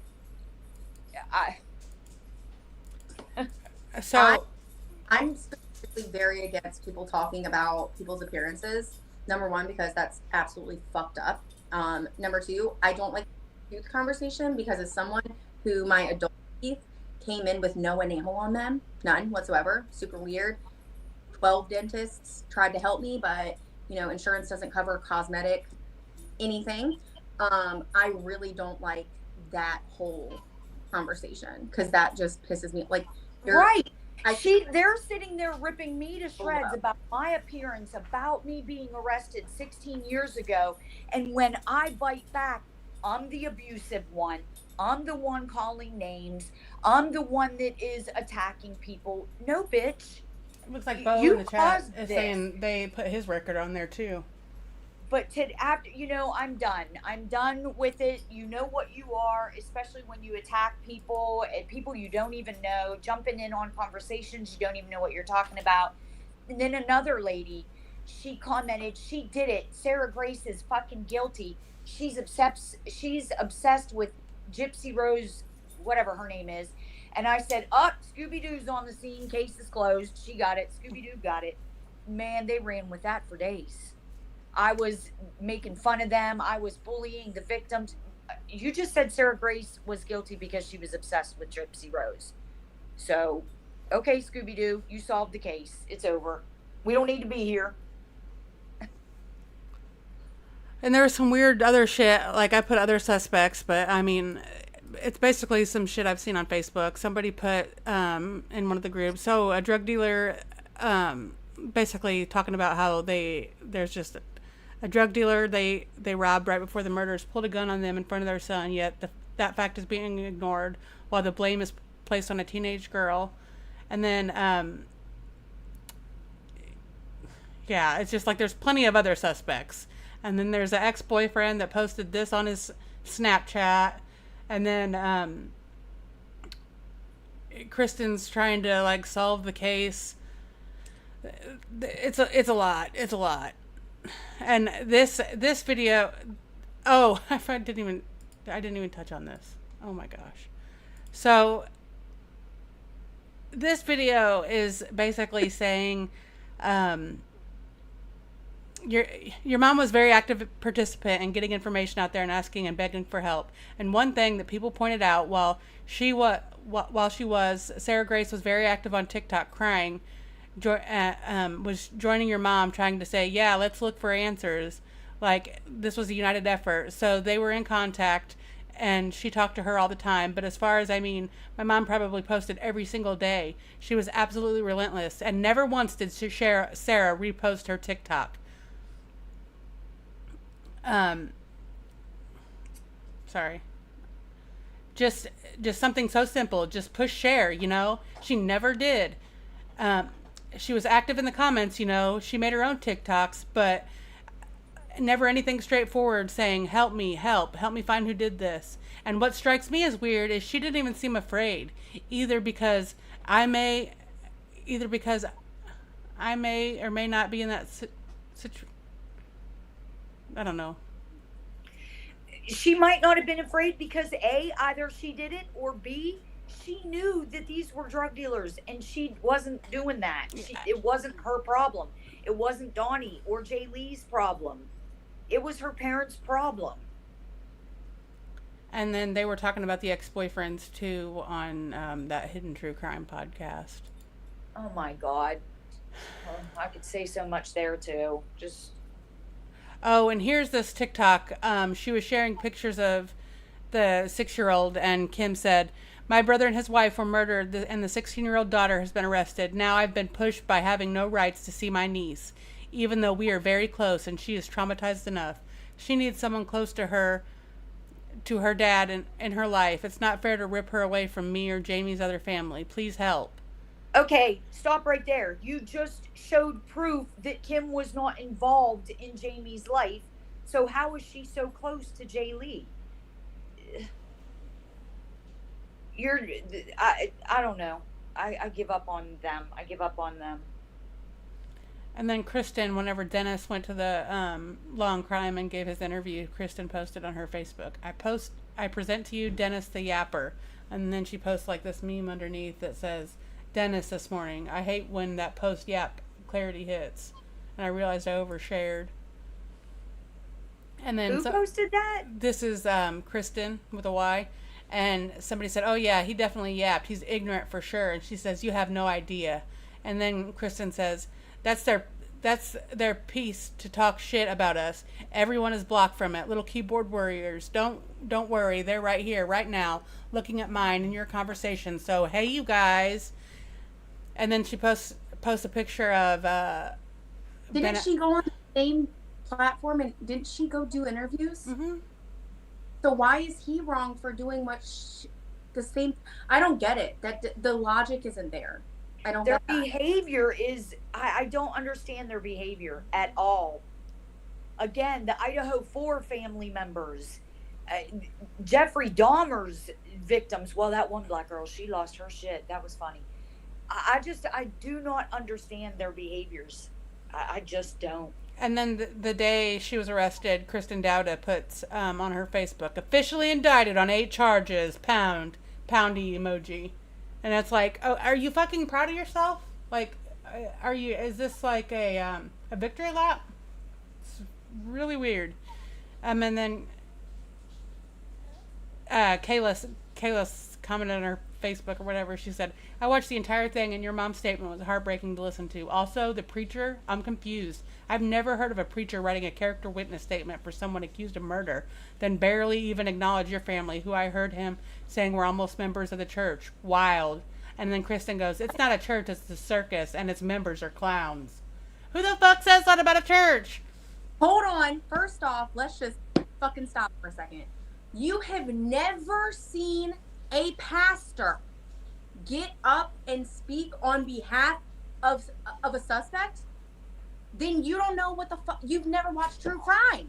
What are you talking about? Sorry. That, you just showed that you don't know it. You have nothing, like, you have no experience, no knowledge, never watched a trial, like, maybe you watched Karen Reed. Now all of a sudden you're like a self-proclaimed true crime junkie and you know everything, but preachers do that all the time.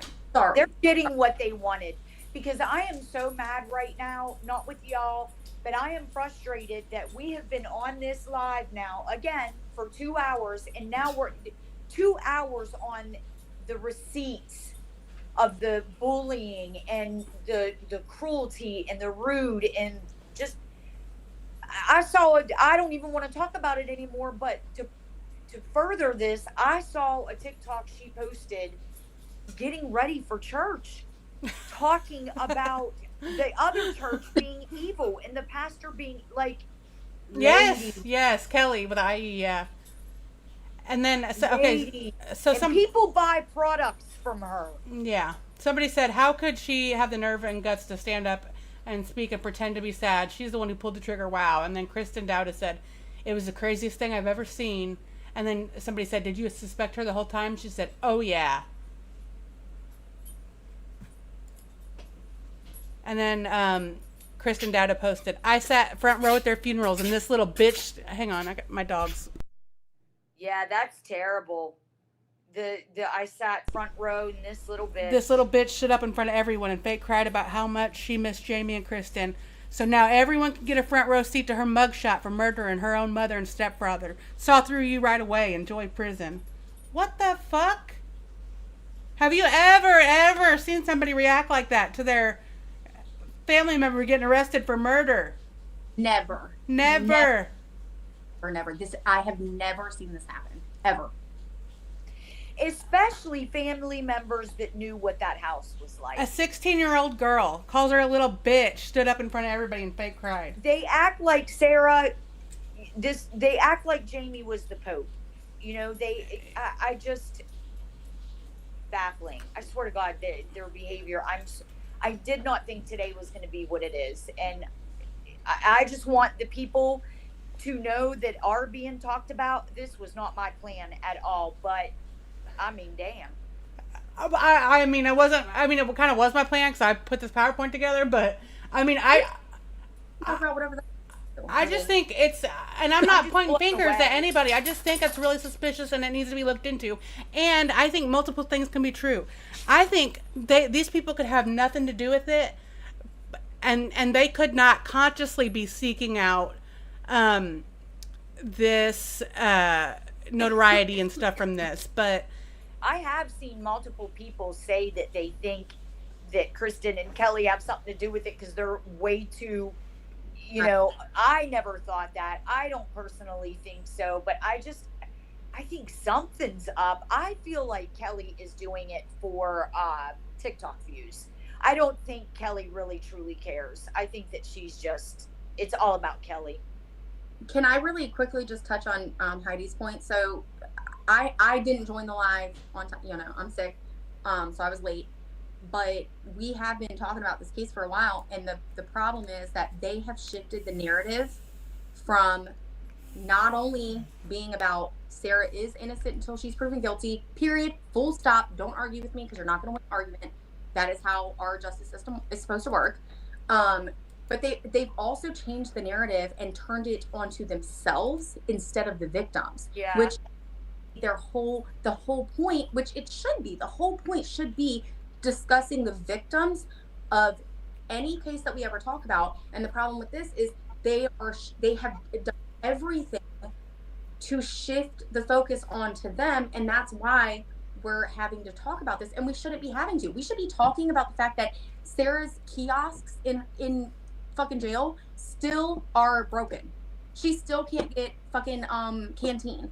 Like, we should be talking about those, but we can't because we have to address all of this mess. Because I don't think she should be there in the first place, and I think the reason why they got tunnel vision on her is because of this. I mean, that's why I'm talking about it. Like, I wouldn't talk about it just to sit here and talk shit. Like, and somebody comments, what kind of fucked up person kills their mom? A psychopath is what she comments. Somebody said, I had a weird feeling about that. Yep, guess if she was deaf from all those rounds she shot herself. I don't know, but what she has said since her arrest this morning, but up until this point, she was wanting to know who could kill them when we all knew it was her. She thought she got away with it. She really thought that. Again, she idolized Gypsy Rose. What in the hell? And then somebody said the fact that her TikToks are all kinds of videos from the past week living her best life is fucking sickening. I hope you saw the ones where she was missing her mom and my uncle that she killed. And then somebody said, I watched all of them. And then she comments again, a psychopath. What's really ironic here, though, is that the fact that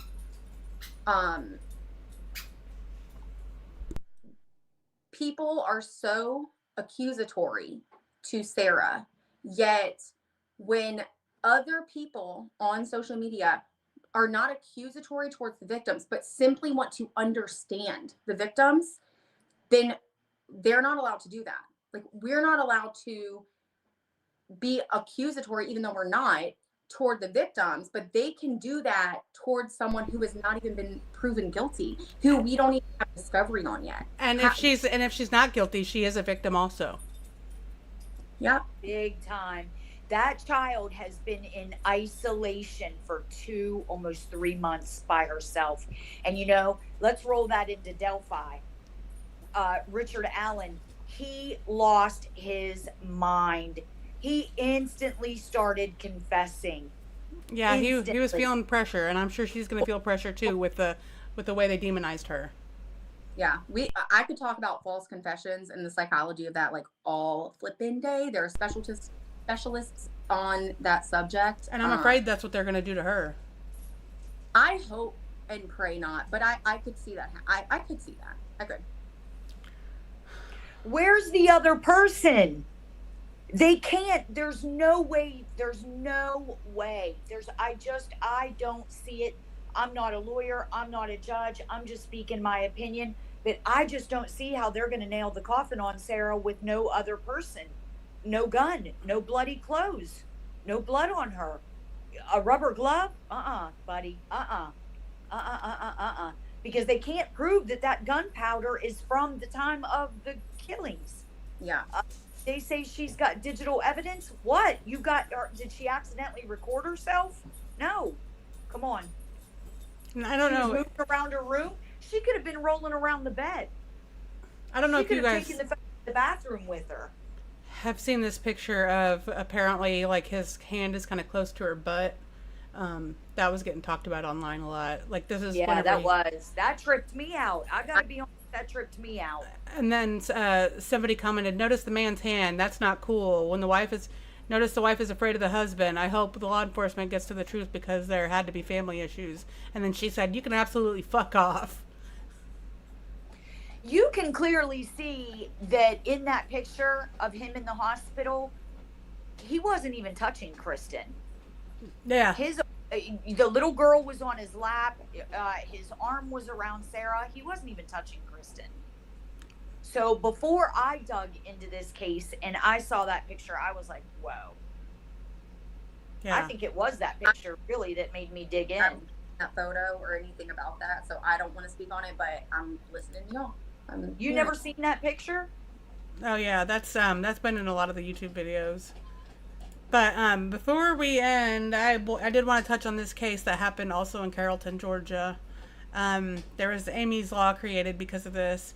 In 2004, 8-year-old Amy Yates went missing while riding her bike around the trailer park in Carrollton, Georgia. Her body was found later that evening at the bottom of a nearby hill, and the heavy bruising on her chest and neck areas indicate that she had been strangled to death. The day after Amy was found, police summoned a few boys from Amy's neighborhood, including Jonathan Adams, for questioning. Without a parent or lawyer present, and goes back to Sarah because they questioned her without a lawyer present for a while, Adams was interrogated for more than 2.5 hours during the time he confessed to accidentally killing Amy. When the police allowed Adams to speak with him after his confession, however, Adams retracted the confession. Despite accusations of police coercion, a judge ruled that Adams' statement could be used as evidence in court.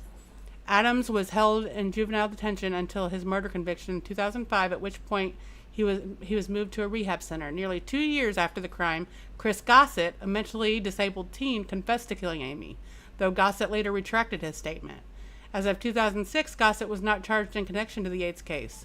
Despite resistance from police and the prosecution, who claimed they got it right the first time, both a grand jury and A judge investigating the case eventually ruled to exonerate Adams and indict Gossett on manslaughter charges. However, the charges against Gossett were formally dropped in 2010. Thomas Yates, the victim's father, who originally championed Adams' guilt and lobbied for stricter sentences against minors convicted of murder, later criticized the way police and prosecutions handled the case. In an interview, Yates stated, the case was botched from day one. All the valuable evidence that could have been gathered was lost in the beginning. Our hopes of ever getting justice for our daughter, I don't see any hope for any of that. As of 2017, the case remains unsolved. You had comments up there about the YouTube video where people said that we were bashing law enforcement in the FBI and Georgia Bureau investigation. That's not true. Nobody, and the FBI wasn't involved, is not involved. The GBI, they used their labs. Nobody said anything about, well, I guess I just want to know why they didn't get the drains. What, if she murdered him, Jamie's blood's in the P-trap in the drain, and you could have got that. Because nobody was supposed to have showered. Sarah said she just went to bed. So if there was blood in that trap, and it was Jamie's, then she murdered him, and you guys fucked up the whole investigation by not getting that drain. According to Reddit, Carrollton County has had some fucked up things happen in their past, and I'm just the GBI was only used for the processing of the forensic evidence, so I question this. Yeah, for me, I think I told y'all this at one point. When I hear that the GBI they are the investigators on a case, I immediately trust them. But they're not. They're not. That's the thing. The FBI, I'm not going to say I 100 million %. There could always be flaws in any investigation. However, obviously, it's the freaking FBI. There's something to stand on there. And same with the GBI for me. But that's the confusion. They were not involved in the investigation, which is why the brains weren't pulled, in my opinion. And let me tell you something. Suffolk County Police in New York, Rex Heuermann, he got away. His very first murder was in 1993. He got busted in 2022. Listen, the reason he got away with murder for so long was because the police captain in Suffolk County, New York, was pushing everything down. The FBI tried to get involved, but Suffolk County would not let them. I think it'll be interesting what happens at this next hearing. Let the FBI get involved in this, but I doubt very highly the FBI is going to get involved. No, the FBI is not going to get involved in this.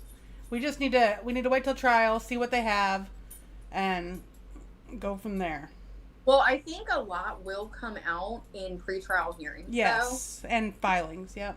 Yeah, we'll get a lot more to work with. And then, of course, trial, everything out. Yeah. But, yeah, I think we will get something of substance. Speaking of grand juries, I thought of earlier, I wonder, since the grand jury is public, if any of that's going to if there's going to be any information get leaked. I know all their Facebook profiles and all that are public, so, I don't know if they have any good information. The people on the grand jury list was public, and, yeah. Katie's saying the hearing on the 22nd is going to get pushed, but I've heard that multiple times, but they've already sent out summonses, so. Yeah, why? I want to know. Yes, we're all very curious about this. Yeah. What's going to happen on the 22nd, if anything? Yeah. And if anybody's talking to Sarah, just tell her to stay strong. Tell her that, false confessions are a thing, and they will push you and push you and push you. I talked to Sarah, and she knows we're doing this. I've told her.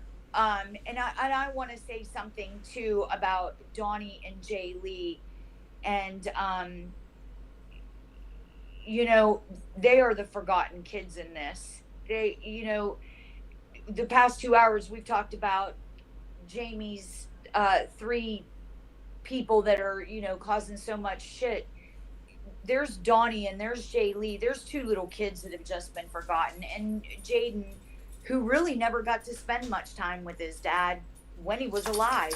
So, those kids need lifted up in prayer. And for the sake of them growing up with social media, having to see the viciousness coming from that side, let it play out. You don't have to be so nasty.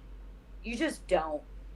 Some of the shit that y'all are putting out there, and then you got these people running with it and twisting it and calling Sarah names. And It's Sarah crazy. loved Jaylee and Donnie, still loves them. And with parents like they had, Sarah more than likely 9.5 times out of 10 was the one raising them. So think about that when you go to bashing her. And think about Especially to Jaylee and Donnie. what could have happened that you don't know about yet. There could be some kind of child exploitative material that comes out that none of us were expecting, myself included. Like, just hypothetically speaking. Yes, like I'm not expecting that, but it is a possibility. This doesn't happen for no reason. When this is over, when it comes to trial, and family members, I didn't mean to say when it's over, when certain people get on stand and tell their side of the story, and they tell you, yes, there were strange men living on that property, living in sheds, high on meth for days at a time. When you get the education about what methamphetamine does to your mind, does to your families, does to your homes, you guys are going to be sorry. Even the ones that will still think Sarah is guilty, even if Sarah is guilty, when this shit comes out about what she lived in, I'm telling you, it's going to turn your stomach. Because those kids, we don't know, when there's drugs going on in the house, those kids could have been traded. Those kids could have been not looked after, and the parents are, doing what they do, and the little, at the time, 3-year-old is in the room by herself. Think about how many times Sarah had to protect Jay Lee and Donnie. Parents high on drugs. Think about how many times Sarah had to bathe them and feed them and make sure they got up. And do you know that the reason how Jay Lee woke up that morning that her parents were murdered, she woke up 5 years old. She woke up to her own little alarm clock to get herself ready for school. She's 5. What 5-year-old do you know has an alarm clock to get herself up ready for school? Me. 5 years old. Yes. It's sad. It's sad. It's sad that your parents aren't, won't even. But as a mother, yeah, he's 4. I have an 8-year-old. I bought my kids, my oldest one, an alarm clock so that he could understand what time it is and stuff. However, Mama's up. Mama is getting you ready for school. Mama, or you get to school, So for me, it's not necessarily like a terrible thing if you're the type of mom who has your kid an alarm clock at 5. It's the rest of the just like expectations of like you have to get yourself up. Child would never make it to school. I can tell you that much right now. It would never happen.